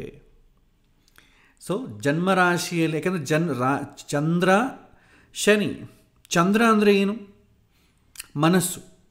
ಮನಸ್ಸು ಯಾವಾಗೂ ಕೂಡ ತುಂಬ ಸ್ಪೀಡಾಗಿ ಹೋಗ್ತದೆ. ನಮಗೆ ವೇದಾಂತದಲ್ಲಿ ನೋಡಿದ್ದೇವೆ, ಮನಸ್ಸಿಗಿಂತಲೂ ಸ್ಪೀಡಾಗಿ ಹೋಗುವಂಥದ್ದು ವ್ಯವಸ್ಥೆ ಬೇರೆ ಎಲ್ಲೂ ಇಲ್ಲ. ಎಲ್ಲದಕ್ಕಿಂತಲೂ ಸ್ಪೀಡಾಗಿ ಹೋಗೋದು ಮನಸ್ಸೇ. ಆದರೆ ನಾವು ಮಾಮೂಲಾಗಿ ಏನು ಮಾಡ್ತೇವೆ, ರೋಡಲ್ಲಿ ಎಲ್ಲ ಗಾಡಿಗಳು ಸ್ಪೀಡಾಗಿ ಹೋಗ್ತಾ ಇರುತ್ತೆ. ನಾವೇನು ಮಾಡ್ತೀವಿ, ಎಷ್ಟು ಸ್ಪೀಡಾಗಿ ಹೋಗುತ್ತೋ ಅಂಥ ಗಾಡಿ ತೊಗೊಳ್ತೇವೆ ನಾವು, ಎಷ್ಟು ಸ್ಪೀಡಾಗಿ ಹೋಗ್ತದೆ. ಅಟ್ ದ ಸೇಮ್ ಟೈಮ್ ಗಾಡಿ ತೊಗೊಳ್ಳೋ ಕಾಲಕ್ಕೆ ಇನ್ನೊಂದು ಇಂಪಾರ್ಟೆಂಟ್ ಏನಂತಂದರೆ, ಎಷ್ಟು ಸ್ಪೀಡಾಗೋನ್ನ ಹೋಗಲಿ ನಾ ಅಂದುಕೊಂಡಾಗ ಅದನ್ನು ಸ್ಟಾಪ್ ಮಾಡಬೇಕು. ಅಂದರೆ ಬ್ರೇಕಿಂಗ್ ಸಿಸ್ಟಮ್ ಅಷ್ಟು ಕಂಫರ್ಟ್ ಆಗಿರಬೇಕು. ಬ್ರೇಕಿಂಗ್ ಸಿಸ್ಟಮ್ ಹಾಕೋದ್ರಿಂದ ಗಾಡಿಗೆ ತೊಂದರೆ ಆಗಬಾರ್ದು, ಗಾಡಿಯಲ್ಲಿ ಕೂತಿರುವಂಥ ನನಗೂ ತೊಂದರೆ ಆಗಬಾರ್ದು. ಬ್ರೇಕ್ ಆದ ತಕ್ಷಣ ಕೆಳಗೆ 2-3 ಪಲ್ಟಿ ಹಾಕಿ ತಂದ್ಕೊಳ್ಳಿ, ಅದನ್ನು ಒಳ್ಳೆ ಗಾಡಿ ಅಂತ ಅಂತಾರ ಅನ್ನಲ್ಲ. ಸೊ 180 ಕಿಲೋಮೀಟರ್ ಸ್ಪೀಡ್ ಹೋಗುತ್ತೆ, ಆದರೂ ಬ್ರೇಕ್ ಇಲ್ಲ ಅಂತಂದರೆ ಯಾರಾದರೂ ಕಾರ್ ತೊಗೊಳ್ತಾರ? ತೊಗೊಳ್ಳೋ. ಅಂದರೆ ಕಾರ್ ಎಷ್ಟು ಸ್ಪೀಡಾಗಿ ಹೋಗುತ್ತೋ at the same time it is equally important to stop the vehicle. So ಹಾಗೆ ಮನಸ್ಸು ಎಷ್ಟೇ ಸ್ಪೀಡಾಗಿ ಹೋಗಲಿ ಅದಕ್ಕೆ ತಕ್ಕಂತೆ ಅದನ್ನು ಸ್ಟಾಪ್ ಮಾಡಲಿಕ್ಕೆ ನಮಗೆ ಬರಬೇಕು, ಬ್ರೇಕ್ ಇರಬೇಕು. ನಮಗೆಲ್ಲರಿಗೂ ಮನಸ್ಸಿದೆ, ಎಷ್ಟು ಸ್ಪೀಡಾಗಿ ಬೇಕಾದ್ರೆ ಅಷ್ಟು ಸ್ಪೀಡಾಗಿ ಹೋಗ್ತೀವಿ. ಅದನ್ನು ಬ್ರೇಕ್ ಹಾಕೋದು, ಅದರ ಬ್ರೇಕಿಂಗ್ ಸಿಸ್ಟಮ್ ಎಂಜು ನಮಗೆ ಗೊತ್ತಿಲ್ಲ, ನಾವು ಅದರ ಬಗ್ಗೆ ಚಿಂತೆ ಮಾಡೋದೇ ಇಲ್ಲ, ಶಾಲೆಯಲ್ಲಿ ಹೇಳ್ಕೊಡೋದಿಲ್ಲ, ನಮಗದು ಅವಶ್ಯಕತೆಯೇ ಇಲ್ಲ. ಆ ಥರ ಆಗಿದೆ ಇವತ್ತು ಬ್ರೇಕಿಂಗ್ ಸಿಸ್ಟಮ್. ನಾವೇನಂತೀವಿ, ಸೆಲ್ಫ್ ರೆಸ್ಟ್ರೈಂಟ್ ಅಂತೀವಿ, ಸ್ವೀಯ ನಿಯಂತ್ರಣೆ. ಈಗ ಯಾವುದೋ ಒಂದು ಅಂದ್ಕೊಂಡಿರ್ತೇವೆ, ಸೊ ಏನನ್ನ ಆಗಲಿ ನಾನು ಫಸ್ಟ್ ರ್ಯಾಂಕ್ ಹೊಡಿಬೇಕು ಅಂತ ಅಂದ್ಕೊಂಡಿರ್ತೇವೆ. ಯಾವುದೋ ಕಾರಣದಿಂದ ಫಸ್ಟ್ ರ್ಯಾಂಕ್ ಬರಲಿಲ್ಲ, ಫಸ್ಟ್ ರ್ಯಾಂಕ್ ಖಂಡಿತ ಹೊಡಿತೇನೆ. ಇನ್ ಕೇಸ್ ಫಸ್ಟ್ ರ್ಯಾಂಕ್ ಬರಲಿಲ್ಲದ್ರೂ ಕೂಡ 2ನೇದು ಪ್ರಿಪೇರ್ ಆಗಬೇಕು, ಏನು ಪರವಾಗಿಲ್ಲ. ಫಸ್ಟ್ ರ್ಯಾಂಕ್ ಬರಲಾದ್ರೆ ಇನ್ನೊಂದು ಸಲ ಟ್ರೈ ಮಾಡ್ತೇನೆ, ಅದೇ ನನ್ನ ಜೀವನ ನಿಂತೋಗ್ತದೆ. ರ್ಯಾಂಕ್ ಬರಲಿಲ್ಲ ಅಂದರೆ ನನ್ನ ಜೀವನ ನಾಶವ ಅಂತ 2ನೇದು ಪ್ರಿಪೇರ್ ಆಗಬೇಕು. ದಿಸ್ ಈಸ್ ಸ್ವೀಯ ನಿಯಂತ್ರಣ. ಇದನ್ನೇ ಬ್ರೇಕಿಂಗ್ ಸಿಸ್ಟಮ್ ಅಂತೇವೆ. ನಾವು ಬರೀ ಪಾಸಿಟಿವಿಗೆ ನಾವು ಪ್ರಿಪೇರ್ ಆಗ್ತೇವೆ. ನಂಗೆ ಇದು ಬೇಕು, ಇಂಥದ್ದಾಗಬೇಕು, ನನ್ನ ಜೊತೆ ಇವ್ರು ಹೀಗೆ ಮಾತಾಡಬೇಕು, ಪ್ರಕೃತಿ ನನ್ನ ಜೊತೆ ಹೀಗೆ ಇರಬೇಕು ಅಂತ ಪ್ರಿಪೇರ್ ಆಗ್ತೇನೆ. ಆದರೆ ಯಾವುದೋ ಒಂದು ಕಾರಣದಿಂದ ಆ ರೀತಿ ಆಗದಿದ್ದರೆ ಕೂಡ ನಾನು ಹೇಗಿರಬೇಕು ಅಂತ ಮುಂಚಿತವಾಗಿ ನಾವು ಪ್ಲ್ಯಾನ್ ಮಾಡ್ಕೊಳ್ಬೇಕು. That is break. ಆದರೆ ಯಾರೂ ಆ ಥರ ಪ್ರಿಪೇರ್ ಮಾಡ್ಕೊಳ್ಳಲ್ಲ. ಎಷ್ಟೊತ್ತಿಗೂ ನಾವು ಸಂತೋಷವಾಗಿರಬೇಕು, ಜೀವನ ಪೂರ್ಣ ಆನಂದವಾಗಿರಬೇಕು ಅಂತ ಅಂದ್ಕೊಂತೀವಾಗಲಿ, ಡೆತ್ ಈಸ್ ಇನ್ವೈಟಬಲ್. ಯಾವತ್ತೋ ಒಂದಿನ ಸಾವು ಬರುತ್ತೆ ಅಂದರೆ ಪಾಪ ಆ ಥರ ಆಲೋಚನೆ ಮಾಡಬೇಡಪ್ಪ, ಇವತ್ತು ಏನಾಗಿದೆ ನಿನ್ನ ಬೆಳಗ್ಗೆ ಸಾವು ಅಂತಂಬ ಪದ ನಿನ್ನ ಬಾಯಿಂದ ಬರ್ತದೆ, ಮತ್ತು ಹೆಂಗೆ ಪ್ರಿಪೇರ್ ಆಗ್ತೀರಿ? ಸೊ ಇಲ್ಲಿ ಮನಸ್ಸು ಅಂತಂಬೋದು ಕಾರ್ ಇದ್ದಂಗೆ, ಬೆಂಚ್ ಕಾರು, ಯಾವ ಸ್ಪೀಡಾಗಿ ಹೋಗೋ ಕಾರ್ ಇದ್ದಂಗೆ.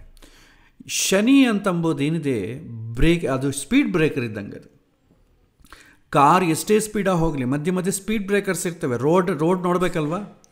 ಪ್ರತಿಯೊಂದು ಸಂದರ್ಭದಲ್ಲಿ ಕೂಡ ನಿಮಗೆ ಹೈವೇ ಇದ್ದಂಗಿರಲ್ಲ. ನೀವು ಒಬ್ಬರೇ ಕಾರ್ ತೊಗೊಂಡು ಹೋಗಲ್ಲ. ರೋಡಲ್ಲಿ ಭಾಳಷ್ಟು ಜನ ಕಾರ್ ಡ್ರೈವ್ ಮಾಡ್ಕೊಂಡು ಹೋಗ್ತಾ ಇರ್ತಾರೆ. ನಾವು ಇನ್ನೊಬ್ಬ ಕಾರಿಗೂ ಡಿಕ್ಕಿ ಹೊಡಿಬಾರ್ದು, ರೋಡಲ್ಲಿರುವಂಥ ಸ್ಪೀಡ್ ಬ್ರೇಕರ್ಗೂ ತೊಂದರೆ ಆಗಬಾರ್ದು, ಡಿವೈಡರ್ಗೂ ಡ್ಯಾಶ್ ಹೊಡಿಬಾರ್ದು.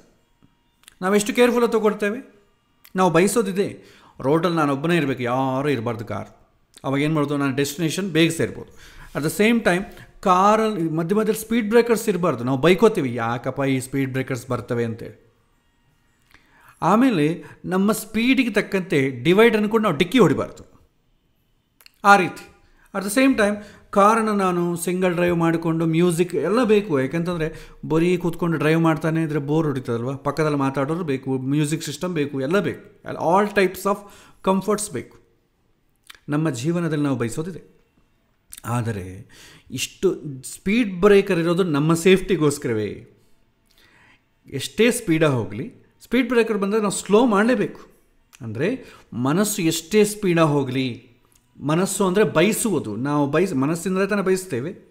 ನನ್ನ ರಿಕ್ವೈರ್ಮೆಂಟ್ಸು, ನನ್ನ ಬಯಕೆ, ನನ್ನ ಆ್ಯಟಿಟ್ಯೂಡ್ ಎಷ್ಟೇ ಇರಲಿ, ಸಮಸ್ಯೆಗಳು ಬಂದಾಗ ಸ್ವಲ್ಪ ಅದು ಕೂಲಾಗಿ ಸ್ಲೋ ಆಗಬೇಕು. ಸ್ವಲ್ಪ ಆಲೋಚನೆ ಮಾಡಬೇಕು. ನನ್ನಂಥ ಮಹಾನುಭಾವ, ನಾನು ಚಿಕ್ಕಂದಾಗಿಂದ ಹೇಗೆ ಜೀವನ ಮಾಡಿದ್ದೇನೆ, ನನಗಿಂತ ಸಮಸ್ಯೆಗಳು ಬರೋದು ಅಂದರೆ ಅರ್ಥ ಏನು ಅಂತಂದರೆ, ಕಾರ್ ಎಂಥದ್ದೇ ಆಗಲಿ ಸ್ಪೀಡ್ ಬ್ರೇಕರ್ ಬಂದಾಗ ನೀವು ಸ್ಟಾಪ್ ಮಾಡಲೇಬೇಕಾಗ್ತದೆ. ಸೊ ಹಾಗಾಗಿ ಎಲ್ಲ ಸಮಯಗಳು ಒಂದೇ ರೀತಿ ಇರಲ್ಲ. ಶನಿ ಅಂತಂಬುದು ಸ್ಪೀಡ್ ಬ್ರೇಕರ್ ಇದ್ದಂಗೆ. ಅದು ಬಂದಾಗ ಏನು ಮಾಡಬೇಕಾಗತ್ತೆ, ಎಲ್ಲವನ್ನೂ ಸ್ವಲ್ಪ ನಾವು ಕಂಟ್ರೋಲ್ ಮಾಡ್ಕೋಬೇಕಾಗತ್ತೆ. ಬ್ರೇಕಿಂಗ್ ಸಿಸ್ಟಮನ್ನು ನಾವು ಹುಡ್ಕೊಳ್ಬೇಕಾಗತ್ತೆ. ಸೊ ಕಂಟ್ರೋಲ್ ಆಗಿರೋಣ ಸ್ವಲ್ಪ ದಿನ. ಆದರೆ ಕಂಟ್ರೋಲ್ ಆಗಿರಲಿಕ್ಕೆ ಯಾರು ಇಷ್ಟಪಡ್ತಾರೆ? ನಾವು ಎಂದೂ ಕೂಡ ಸ್ಪೀಡ್ ಹೋಗ್ತಾನೇ ಇರಬೇಕು ಅಂತ ಬಯಸ್ತೇವೆ.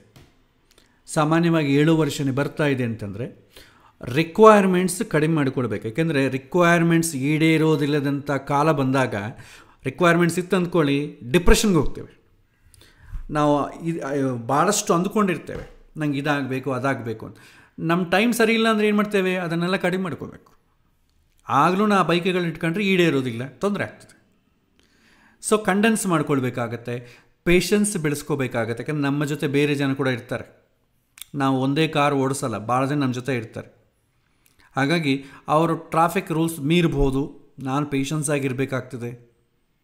ಅವನು ಮೀರಿದ್ರೂ ತೊಂದರೆ ನನಗೆ ಆಗ್ತದೆ ಏನಾದರೂ ಜಾಸ್ತಿ ಮುಂದಕ್ಕೆ ಹೋದರೆ. ಹಾಗಾಗಿ ಪರಿಸ್ಥಿತಿಗಳಿಗೆ ತಕ್ಕಂತೆ ನನ್ನನ್ನು ನಾನು ನಿಯಂತ್ರಣೆ ಮಾಡಿಕೊಳ್ಳಬೇಕು. ಆ ನಿಯಂತ್ರಣೆ ಯಾರು ಮಾಡಿಕೊಳ್ತಾರೋ ಅವನಿಗೆ 7 ವರ್ಷನೇ ಬಂದಿದ್ದೂ ಗೊತ್ತಾಗಲ್ಲ, ಹೋಗಿದ್ದೂ ಗೊತ್ತಾಗಲ್ಲ. ಭಾಳ ಜನಕ್ಕೆ 7 ವರ್ಷನೇ ಏನು ಮಾಡೋದಿಲ್ಲ ಅಂತಂದ್ರೆ ಕಾರಣ ಇದೆ, ಅವರು ನಿಯಂತ್ರಣೆ ಮಾಡಿಕೊಳ್ತಾರೆ. ಭಾಳಷ್ಟು ಜನ ಪ್ರಿಪೇರ್ ಆಗೋದಿಲ್ಲ. ಪ್ರಿಪೇರ್ ಆಗದೇ ಇದ್ದಾಗ ಈ ಥರ ನಮಗೆ ಪ್ರಕೃತಿಯಲ್ಲಿ ಬರುವಂಥ ಚೇಂಜಸ್ಗೆ ನಾನು ಅಡ್ಜಸ್ಟ್ ಆಗದೇ ಇದ್ದಾಗ ತೊಂದರೆ ಆಗ್ತದೆ. ಎಲ್ಲವನ್ನೂ ನಾವು ರಿಸೀವ್ ಮಾಡ್ಕೊಳ್ಬೇಕು. Receive it as it is. ಸ್ವಲ್ಪ ದಿನ ಆ ಥರನೂ ಇರಬೇಕಾಗತ್ತೆ. ಕಂಟ್ರೋಲ್ ಮಾಡಿಕೊಂಡು ನಿಯಂತ್ರಣೆ ಮಾಡಿಕೊಂಡು ಇರಬೇಕಾಗ್ತದೆ. ನಮಗೆ ಟೈಮ್ ಚೆನ್ನಾಗಿಲ್ಲ ಅಂತಂದಾಗ ಎಲ್ಲವೂ ಒಂದೇ ಥರ ಮನಸ್ಸಿತ್ತು ಅಂದ್ಕೊಳ್ಳಿ, ಇನ್ನು ನಿಯಂತ್ರಣ ಏನು ಕೆಲಸ ಇದೆ? ಸೊ ಕಷ್ಟ.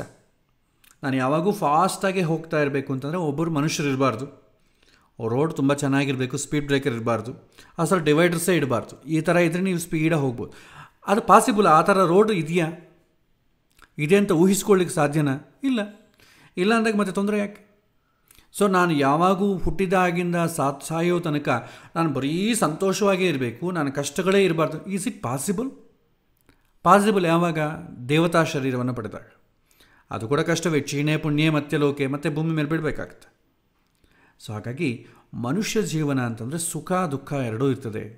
ಸುಖಸ್ಯಾನಂತರಂ ದುಃಖಂ, ದುಃಖಸ್ಯಾನಂತರಂ ಸುಖಂ. ಹಾಗಾಗಿ ಒಳ್ಳೆ ಟೈಮ್ ಇದೆ ಅಂತಂದರೆ ಹೆದರಬೇಕಾದೆ ಅಂದರೆ ನೆಕ್ಸ್ಟ್ ಬರೋದು ಕೆಟ್ಟ ಟೈಮ್ ಅಂತ ಅರ್ಥ.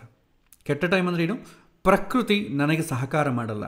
ಮನುಷ್ಯನಾಗಿ ಹುಟ್ಟಿದ್ದೇನೆ ಅಂದರೆ ಹಿಂದಿನ ಜನ್ಮದಲ್ಲಿ ನಾನು ಯಾವಾಗೋ ಪಾಪ ಕೂಡ ಮಾಡಿಕೊಂಡಿದ್ದೇನೆ, ಅದು ಅನುಭವಕ್ಕೆ ಬರುತ್ತೆ ಅಂತ ಅರ್ಥ.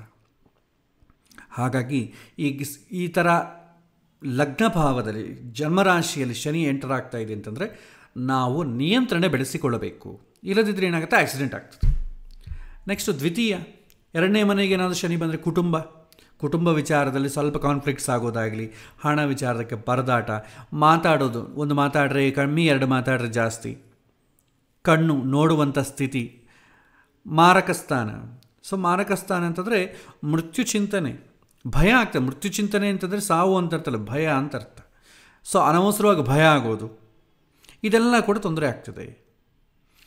ನೆಕ್ಸ್ಟ್ ಏನು? ಅಷ್ಟಮ ಶನಿ. ಅಷ್ಟಮ ಸ್ಥಾನದಲ್ಲಿ ಶನಿ ಎಂಟರ್ ಆದರೆ ಅಷ್ಟಮ ಶನಿ ಅಂತೇವೆ ಜನ್ಮರಾಶಿಯಿಂದ.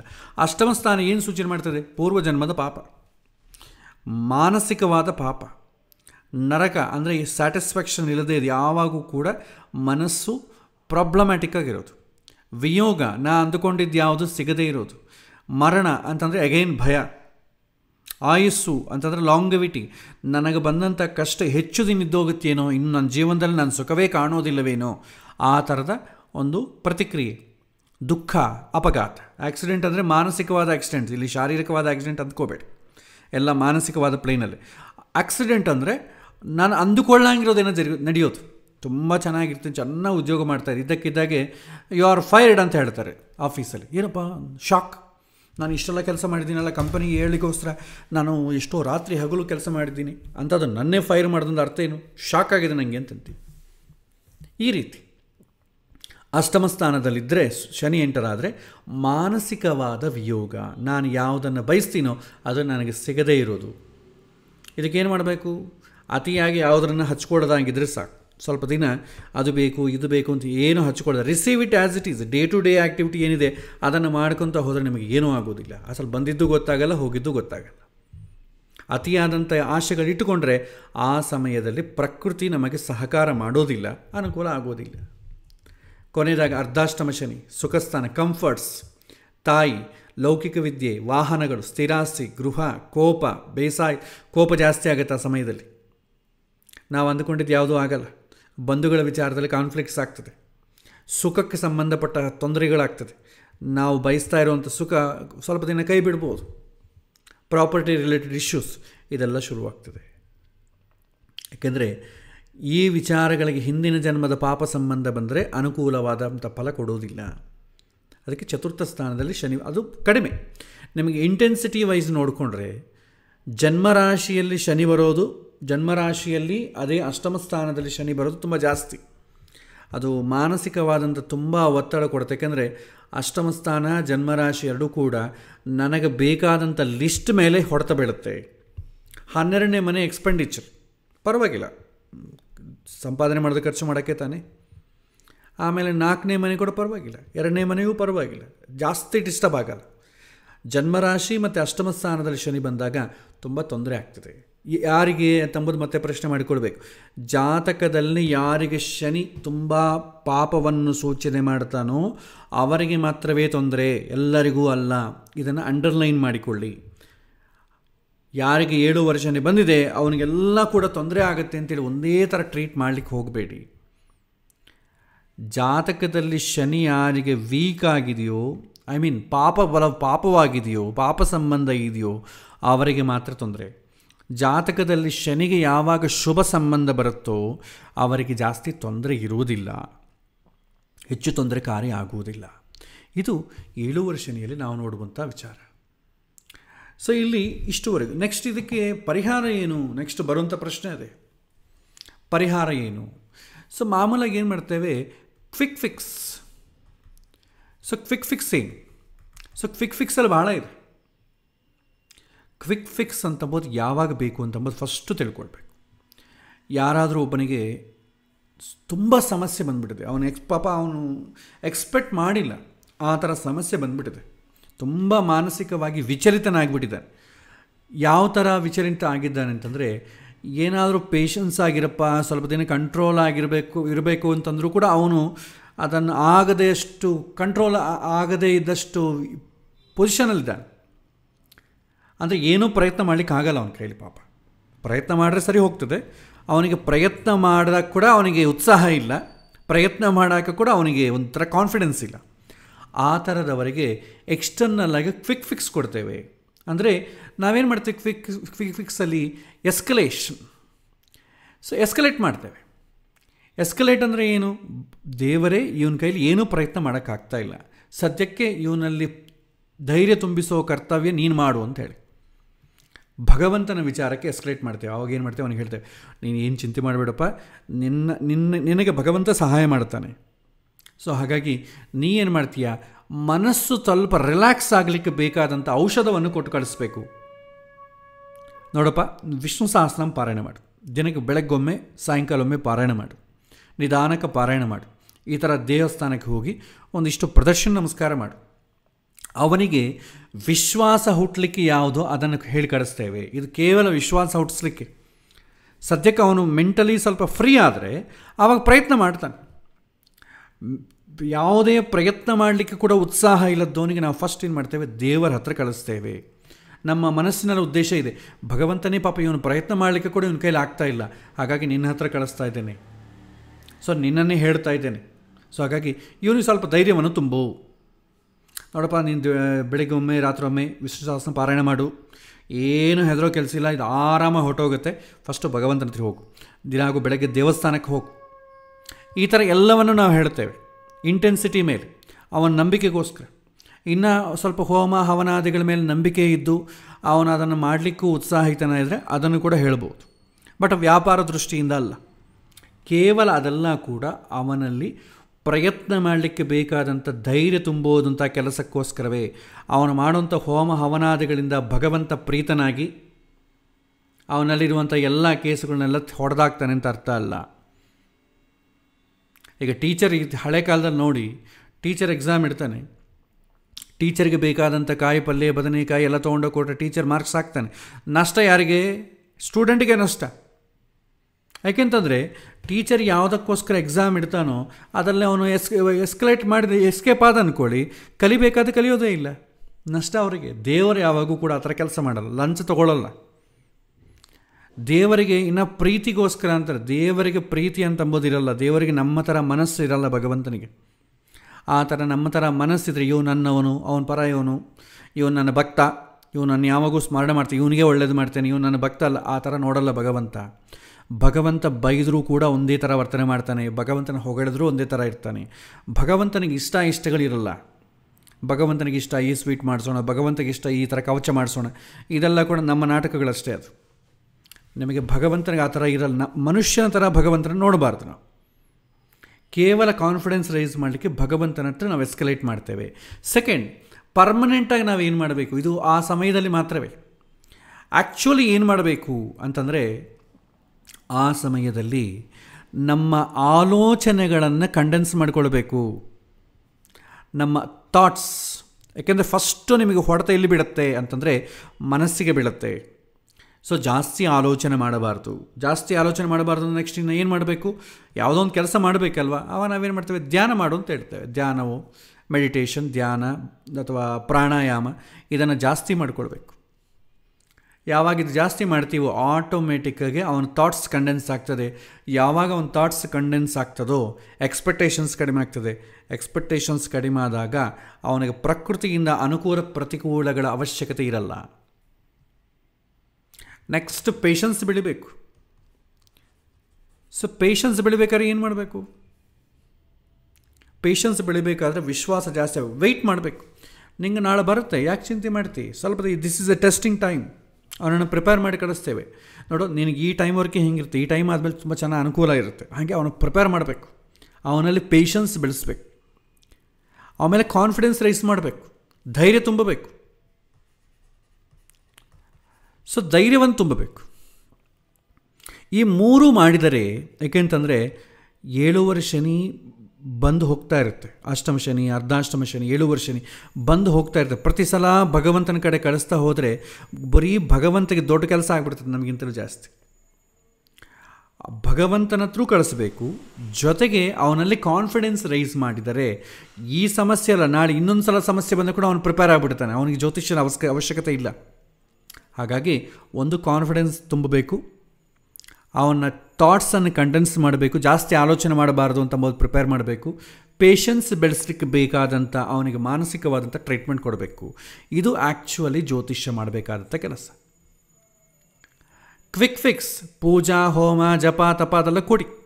ಯಾವಾಗ ಅಂತಂದರೆ ಇದು 3 ಮಾಡಲಿಕ್ಕೆ ಯಾರಿಗೆ ರೆಡಿ ಇರಲ್ವೋ ಅವನಿಗೆ ಕ್ವಿಕ್ ಫಿಕ್ಸ್ ಮಾಡ್ತೇವೆ, ಫಾರ್ ಟೈಮ್ ಬೀಯಿಂಗ್ ಅಷ್ಟೇ. ಇದು ಮಾಡಿಕೊಂಡು ಬಾಪ ಅಂಥೇಳಿ ಆಮೇಲೆ ಇದನ್ನು ಎಕ್ಸ್ಪ್ಲೈನ್ ಮಾಡಬೇಕಾಗ್ತದೆ. ಈ ಥರ ಮಾಡಿದರೆ ಅವನು ಸಮಸ್ಯೆಯಿಂದನೂ ಹೊರಗೆ ಬರ್ತಾನೆ. ನೆಕ್ಸ್ಟ್ ಟೈಮ್ ಇದೇ ರೀತಿ ಸಮಸ್ಯೆ ಯಾವಾಗ ಬಂದರೂ ಕೂಡ ಅವನಿಗೆ ಆಲ್ರೆಡಿ ಅನುಭವ ಇರೋದರಿಂದ ಬೇಗ ಓವರ್ಕಮ್ ಮಾಡ್ತಾನೆ, ಪ್ರಕೃತಿಯನ್ನು ಅರ್ಥ ಮಾಡಿಕೊಳ್ತಾನೆ, ತನ್ನನ್ನು ತಾನು ಅರ್ಥ ಮಾಡಿಕೊಳ್ತಾನೆ. ಅವನ ಆಲೋಚನೆಗಳು, ಅವನು ಮಾಡುವಂಥ ಕೆಲಸಗಳೆಲ್ಲವೂ ಬದಲಾಗ್ತದೆ. ಇದು ಈ ಜನ್ಮಕ್ಕೊಂದೇ ಅಲ್ಲ, ಬರೋ ಜನ್ಮಕ್ಕೆ ಕೂಡ ಬೇಕಾದಂಥ ಪಾಪವನ್ನು ಅವನು ಅಕ್ಯುಮುಲೇಟ್ ಮಾಡ್ಕೊಳ್ಳೋದಿಲ್ಲ. ಹೀಗೆ ಪ್ರತಿಯೊಂದು ಜನ್ರೇಷನಿಗೆ ಹುಟ್ಟಿದಾಗಲೂ ಅವನು ಅಪ್ಡೇಟ್ ಆಗ್ತಾ ಹೋದರೆ ಯಾವುದೋ ಒಂದು ಕಾಲಕ್ಕೆ ಅವನು ಮೋಕ್ಷಕ್ಕೂ ಹೋಗ್ಬೋದು. ಸೊ ಇದು ಮಾಡಬೇಕಾದಂಥ ಕರ್ತವ್ಯ. ಇದು 7 ವರ್ಷ ಶನಿಯಲ್ಲಿ. ಸೊ 7 ವರ್ಷ ಶನಿಯಲ್ಲಿ ಮೊದಲು ಪೇಷನ್ಸ್ ಬೇಕು, ಆಮೇಲೆ ನಮ್ಮ ಆಲೋಚನೆಗಳನ್ನು ಕಂಡೆನ್ಸ್ ಮಾಡಿಕೊಳ್ಳಬೇಕು. ಯಾಕೆ ಕಂಡೆನ್ಸ್ ಮಾಡಬೇಕು ಅಂತ ಹೇಳಿದೆ, ಪ್ರಕೃತಿ ನಮಗೆ ಪ್ರತಿಕೂಲವಾಗಿರುತ್ತೆ. ಪ್ರತಿಕೂಲವಾಗಿದ್ದರೆ ಎಕ್ಸ್ಪೆಕ್ಟೇಷನ್ಸ್ ಜಾಸ್ತಿ ಇಟ್ಕೊಂಡ್ರೆ ಮನಸ್ಸಿಗೆ ಹೊಡೆತ ಬೀಳುತ್ತೆ. ಹಾಗಾಗಿ ಆ ಸಮಯದಲ್ಲಿ ಕಂಡೆನ್ಸ್ ಮಾಡಿಕೊಳ್ಬೇಕು. ಗಾಡಿ ಸ್ಪೀಡಾಗಿ ಹೋಗ್ತಾ ಇದ್ದು ಸ್ಪೀಡ್ ಬ್ರೇಕರ್ ಬಂದು ಸ್ಲೋ ಮಾಡಿದಂಗೆ ನಮಗೆ ಪ್ರತಿಕೂಲವಾದಂಥ ಸಮಯ ಬಂದಾಗ ನಮ್ಮ ಆಲೋಚನೆಗಳನ್ನು ಕಂಡೆನ್ಸ್ ಮಾಡಿಕೊಳ್ಳಬೇಕು. ಡೇ ಟು ಡೇ ಆ್ಯಕ್ಟಿವಿಟೀಸ್ ಏನಿದೆ ಅದನ್ನು ಮಾತ್ರ ಪ್ರವೋಕ್ ಮಾಡಬೇಕು. ಭಾಳ ಜನ ಕೇಳೋದು, ನೋಡಪ್ಪ 7 ವರ್ಷನೇ ಬರ್ತಾ ಇದೆ, ತುಂಬ ಬಲ್ಕ್ ಪರ್ಚೇಸಿಂಗ್ ಏನು ಇಟ್ಕೋಬೇಡ, ಬಿಸ್ನೆಸ್ ಜಾಸ್ತಿ ಮಾಡಲಿಕ್ಕೆ ಹೋಗಬೇಡ, ಡೇ ಟು ಡೇ ಆ್ಯಕ್ಟಿವಿಟಿ ಹಂಗೆ ನಡೆಸ್ಕೊಂಡು ಹೋಗು. ಸಿಂಪಲಾಗಿ ಹೇಳುತ್ತೆ. ಯಾಕೆಂದರೆ ಅವನು ಏನೋ ಒಂದು ಪ್ರಾಪರ್ಟಿ ಕೊಂಡ್ಕೋಬೇಕು, ಆ ಸಮಯದಲ್ಲಿ ಕೊಂಡ್ಕೊಳ್ಬೇಕು ಅಂದ್ಕೊಂಡು ಅನ್ಕೊಳ್ಳಿ, ಪ್ರತಿಕೂಲವಾಗಿರುತ್ತೆ. ಪ್ರತಿಕೂಲವಾಗಿದ್ದಾಗ ಏನಾಗುತ್ತೆ, ತುಂಬ ಸಮಸ್ಯೆಗಳಿಗಾಗ್ತಾನೆ. ಇವನಿಗೆ ಬೇಕಾದಂಥ ರೀತಿಯಲ್ಲಿ ಅನುಕೂಲ ಇರಲ್ಲ ಪ್ರಕೃತಿಯಲ್ಲಿ. ಯಾಕೆಂದರೆ ಪಾಪ ಅನುಭವಕ್ಕೆ ಬರೋ ಕಾಲಕ್ಕೆ ಅನುಕೂಲ ಹೇಗೆ ಬರುತ್ತೆ, ಬರೋದಿಲ್ಲ. ಅದರಿಂದ ಮತ್ತಿಷ್ಟು ಸಮಸ್ಯೆಗಳಿಗಾಗ್ತಾನೆ. ನೋಡಪ್ಪ 7 ವರ್ಷ ಶನಿ ಆಗೋಗಲಿ, ಆಮೇಲೆ ಬೇಕಾದ್ರೆ ಬಿಸ್ನೆಸ್ಸು, ಇನ್ವೆಸ್ಟ್ಮೆಂಟು, ಪಾರ್ಟ್ನರ್ಶಿಪ್ಪು ಅದೆಲ್ಲ ಇಟ್ಕೋ ಹೇಳ್ತೇವೆ ಅತಿಥಿ. ಈ ರೀತಿ ಅವನನ್ನು ಪ್ರಿಪೇರ್ ಮಾಡಬೇಕು. ಸಾಧ್ಯವಾದಷ್ಟು ಪ್ರಕೃತಿಯಲ್ಲಿ ನ್ಯಾಚುರಲ್ ಬೇಕಾದಂಥ ಕಮಿಟ್ಮೆಂಟ್ ಜಾಸ್ತಿ ಇಟ್ಕೊಳ್ಳಂಗೆ ನೋಡ್ತೇವೆ. ಸುಮ್ಮನೆ ಜಾಸ್ತಿ ಆಲೋಚನೆ ಮಾಡದೇ ಇರಲಿಕ್ಕೆ ಏನು ಅವನಿಗೆ ಕೊಡಬೇಕು ಸಲಹೆಗಳು ಅದನ್ನು ಕೊಡಬೇಕಾಗ್ತದೆ. ಕಾನ್ಫಿಡೆನ್ಸ್ ರೈಸ್ ಮಾಡಬೇಕು, ಪೇಷನ್ಸು ಪ್ಲಸ್ ಆಲೋಚನೆಗಳು ಕಂಡೆನ್ಸ್, ಈ 3 ಮಾಡಲಿಕ್ಕೆ ಏನು ಮಾಡಬೇಕು ಅದು ಮಾಡಬೇಕು. ಸೊ ಇದಕ್ಕೆ ನಿಮಗೆ ಆಲ್ಮೋಸ್ಟ್ ಅಲ್ಲಿ 2ನೇ ಅಧ್ಯಾಯ 3ನೇ ಅಧ್ಯಾಯ ಮನಃಶಾಸ್ತ್ರದಲ್ಲಿ ಇದೇ ಪಾಠ ಆಗ್ತಿದೆ, ಅಲ್ಲಿ ಬೇಕಾದರೆ ಇದನ್ನು ಟಚ್ ಮಾಡ್ತೀನಿ. ಓಕೆ, ಸೊ ಇದು 7 ಶನಿಗೆ ಸಂಬಂಧಪಟ್ಟ ವಿಚಾರ. ಇದು ಎಲ್ಲರೂ ಹೆದರೋ ಕೆಲಸ ಇಲ್ಲ. ಯಾರಿಗೆ ಜಾತಕದಲ್ಲಿ ಶನಿಗೆ ಪಾಪ ಸಂಬಂಧ ಬಂದಿದೆಯೋ ಅವರಿಗೆ ಮಾತ್ರವೇ ಇದರ ಅನುಭವ ಆಗ್ತದೆ. ಆದರೆ ಅನುಭವ ಆಗೋದರಿಂದ ಏನು ದೊಡ್ಡ ಹೆದರುವ ಕೆಲಸ ಇಲ್ಲ, ಪ್ರಯತ್ನ ಜಾಸ್ತಿ ಮಾಡಬೇಕಾಗ್ತದೆ. ಪ್ರಕೃತಿ ಪ್ರತಿಕೂಲವಾಗಿದ್ದಾಗ ಯಾರೂ ಪ್ರಯತ್ನ ಮಾಡಬೇಕು ಅಂತ ಅಂದ್ಕೊಳ್ಳಲ್ಲ, ತಪ್ಪಿಸ್ಕೊಳ್ಬೇಕು ಅಂತ ಅಂದ್ಕೊಳ್ತಾರೆ. ಆ ತಪ್ಪಿಸ್ಕೊಳ್ಳೋ ಒಂದು ಮಾರ್ಗದಲ್ಲಿ ಭಗವಂತ, ಪೌರೋಹಿತರು, ಜ್ಯೋತಿಷ್ಯ ಇವರು ಸುತ್ತುಕೊಳ್ತಾ ಇರ್ತಾರೆ. ಆದರೆ ನಿಜವಾಗಿ ಜ್ಯೋತಿಷ್ಯನ ಕರ್ತವ್ಯ ಏನು ಅಂತಂದರೆ ಅವನಿಗೆ ಪೇಷನ್ಸು, ಕಾನ್ಫಿಡೆನ್ಸು, ಆಲೋಚನೆಗಳು ಕಂಡೆನ್ಸ್ ಮಾಡಿಕೊಳ್ಳಿಕ್ಕೆ ಬೇಕಾದಂಥ ಒಂದು ಪ್ರಯತ್ನವನ್ನು ನಾವು ಮಾಡಬೇಕು, ಪ್ರಿಪೇರ್ ಮಾಡಬೇಕು, ಸ್ವಲ್ಪ ಹೊತ್ತು ಮಾತಾಡಬೇಕು, ಅವನಲ್ಲಿ ಧೈರ್ಯ ತುಂಬಬೇಕು. ಇದು ಯಾವುದಕ್ಕೂ ಅವನು ತಟ್ಟುಕೊಳ್ಳುವಂಥ ಸ್ಥಿತಿಯಲ್ಲಿ ಇಲ್ಲ ಅಂತಂದಾಗ ಕ್ವಿಕ್ ಫಿಕ್ಸನ್ನು ಕೊಡಿ. ನಿಮ್ಗೆ ಅರ್ಥ ಆಗಿಬಿಡ್ತದೆ, ಅವನು ಹೇಳಿದ ಮಾತು ಕೇಳ್ತಾನೋ ಇದೆಲ್ಲ ಅರ್ಥ ಆಗ್ತದೆ. ಅವನ ಅಸಲು ಸಿದ್ಧವಾಗೇ ಇಲ್ಲ ಅಂತಂದರೆ ನೀವು ಭಗವಂತನನ್ನು ಯಾವುದೋ ಒಂದು ಮಂತ್ರವೋ ಇದನ್ನು ಉಪಾಸನೆಯೋ ಕೊಟ್ಟು ದೇವರ ಹತ್ರ ಕಳಿಸ್ಬೇಕಾಗತ್ತೆ. ವ್ಯಾಪಾರ ದೃಷ್ಟಿಯಿಂದ ಅಲ್ಲದೆ ಅವನಲ್ಲಿ ಬದಲಾವಣೆ ದೃಷ್ಟಿಯಿಂದ ನಾವು ಯಾವುದಾದ್ರೂ ಹೇಳ್ಬೋದು. ಸೊ ಇದು 7 ವರ್ಷನಿಗೆ ಸಂಬಂಧ. 7 ವರ್ಷನೇ ಒಂದೇ ಅಲ್ಲ, ಉಳಿದ ಇನ್ನು ರಾಹುಗೆ ಸಂಬಂಧಪಟ್ಟದ್ದು ಅಷ್ಟೇ. ರಾಹು ಅಂದರೆ ಕೂಡ ಏನಾಗ್ತಂದರೆ ಭಯ ಆಗ್ತದೆ. ಶನಿಗೂ ರಾಹುಗೂ ಡಿಫ್ರೆನ್ಸ್ ಏನಂತಂದರೆ ಶನಿನೂ ಭಯವೇ, ರಾಹುವೂ ಭಯನೇ. ಆದರೆ ರಾಹುಗೆ ಸಂಬಂಧಪಟ್ಟ ಭಯ ಏನಂತಂದರೆ ಇಮ್ಯಾಜಿನರಿ, ಅಸಲು ಏನೂ ತೊಂದರೆ ಆಗಲ್ಲ, ಆಗತ್ತೇನೋ ಅಂತಮ್ಮ ಭಯ. ಶನಿ ಏನಂತಂದರೆ ಪ್ರಕೃತಿಯಲ್ಲಿ ಯಥಾ ರೀತಿ ಪ್ರತಿಕೂಲ ವಾತಾವರಣ ಬರುತ್ತೆ. ರಾಹು ಆದರೆ ಪ್ರತಿಕೂಲ ವಾತಾವರಣ ಇದೆ ಅಂತ ಭ್ರಮೆ ಆಗ್ತದೆ, ಅಷ್ಟೇ ಡಿಫ್ರೆನ್ಸ್. ಒಂಥರ ಫಿಯರ್, ಏನೂ ಆಗಲ್ಲ. ಆ್ಯಕ್ಚುಲಿ ರಿಯಾಲಿಟಿಯಲ್ಲಿ ಏನೂ ತೊಂದರೆ ಇರಲ್ಲ, ಆದರೆ ತೊಂದರೆ ಬರುತ್ತೇನೋ ಅಂತ ಇವನು ಭಯ ಆಗ್ತದೆ. ನಾವು ಇವಾಗ ಭಾಳ ಜನ ಓಡಿ ಬರ್ತಾರಲ್ಲ, ಅಯ್ಯೋ ನನಗೇನೋ ಬ್ಲ್ಯಾಕ್ ಮ್ಯಾಜಿಕ್ ಮಾಡಿದ್ದಾರೆ, ನಿಜವಾಗಿ ಮಾಡಿರೋದೇ ಇಲ್ಲ, ಆದರೆ ಮಾಡಿದ್ದಾರೆ ಅಂತ ಅಂಬೋದು ತಲೆಗೆ ಬಂದುಬಿಟ್ಟಿದೆ ಅಂತಂದರೆ ನಿಜವಾಗ ಮಾಡಿದರೆ ಯಾವ ಥರ ಎಫೆಕ್ಟ್ ಇರ್ತೀಯೋ ಮಾಡಿದ್ರೆ ಇಮ್ಯಾಜಿನೇಷನ್ ಮಾಡಿಕೊಂಡ್ರೂ ಅದೇ ಥರ ಎಫೆಕ್ಟ್ ಇರ್ತದೆ. ರಾಹು ಕೂಡ ಇದೇ ಥರ ನೋಡ್ತೇವೆ. ರಾಹು, ಶನಿ, ಕೇತು, ಗುರು ಯಾಕೆ ನೋಡ್ತೀವಿ ಜಾಸ್ತಿ ಅಂತಂದರೆ ಭಾಳ ಮೇಜರ್ ಪೀರಿಯಡ್ ಇರೋದು ಇವರೇ. ಉಳಿದ ಗ್ರಹಗಳು ಕುಜ, ಸೂರ್ಯ ಇವರು ತಿಂಗಳಿಗೊಮ್ಮೆ ಬದಲಾಗ್ತಾರೆ, ಅದೇನು ದೊಡ್ಡ ಪ್ರಾಬ್ಲಮ್ ಅಲ್ಲ. ಈ ತಿಂಗಳೆಲ್ಲ ಬರೋ ತಿಂಗಳು ಸರಿ ಹೋಗ್ತದೆ. ಆದರೆ ಶನಿ 2.5 ವರ್ಷ ಕೂತಿರ್ತಾನೆ ಒಂದೇ ಕಡೆ, ಹಾಗಾಗಿ ಸ್ವಲ್ಪ ಆ ಪ್ರತಿಕೂಲವಾಗಿ ನಮಗೆ ವರ್ತನೆ ಆಗ್ತದೆ. ಸೊ ಸ್ವಲ್ಪ ಕೇರ್ಫುಲ್ ಆಗಿರೋದು ಒಳ್ಳೆಯದು. ಎಲ್ಲರಿಗೂ ತೊಂದರೆ ಆಗಲ್ಲ. ಯಾರಿಗೆ ಜಾತಕದಲ್ಲಿ ಶನಿ ಪಾಪವನ್ನು ಸೂಚನೆ ಮಾಡ್ತಾನೋ ಅವರಿಗೆ ಮಾತ್ರವೇ ತೊಂದರೆ ಆಗ್ತದೆ, ಉಳಿದವರಿಗೇನೂ ಅಷ್ಟು ತೊಂದರೆ ಆಗೋದಿಲ್ಲ. ಸೊ ಹಾಗಾಗಿ ಹೆದರೋ ಕೆಲಸ ಇಲ್ಲ. ಸೊ ಇದು ಇವತ್ತಿನ ಪಾಠ. ಇಲ್ಲಿಗೆ ಇವತ್ತು ಪಾಠ ಮುಗಿಸ್ತಾ ಇದ್ದೇನೆ. ಇದಕ್ಕೆ ಸಂಬಂಧಪಟ್ಟ ಪ್ರಶ್ನೆಗಳೇನಾದರೂ ಇದ್ದರೆ ನೀವು ಕೇಳ್ಬೋದು. 1 ನಿಮಿಷ ಅನ್ಮ್ಯೂಟ್ ಮಾಡ್ತೇನೆ.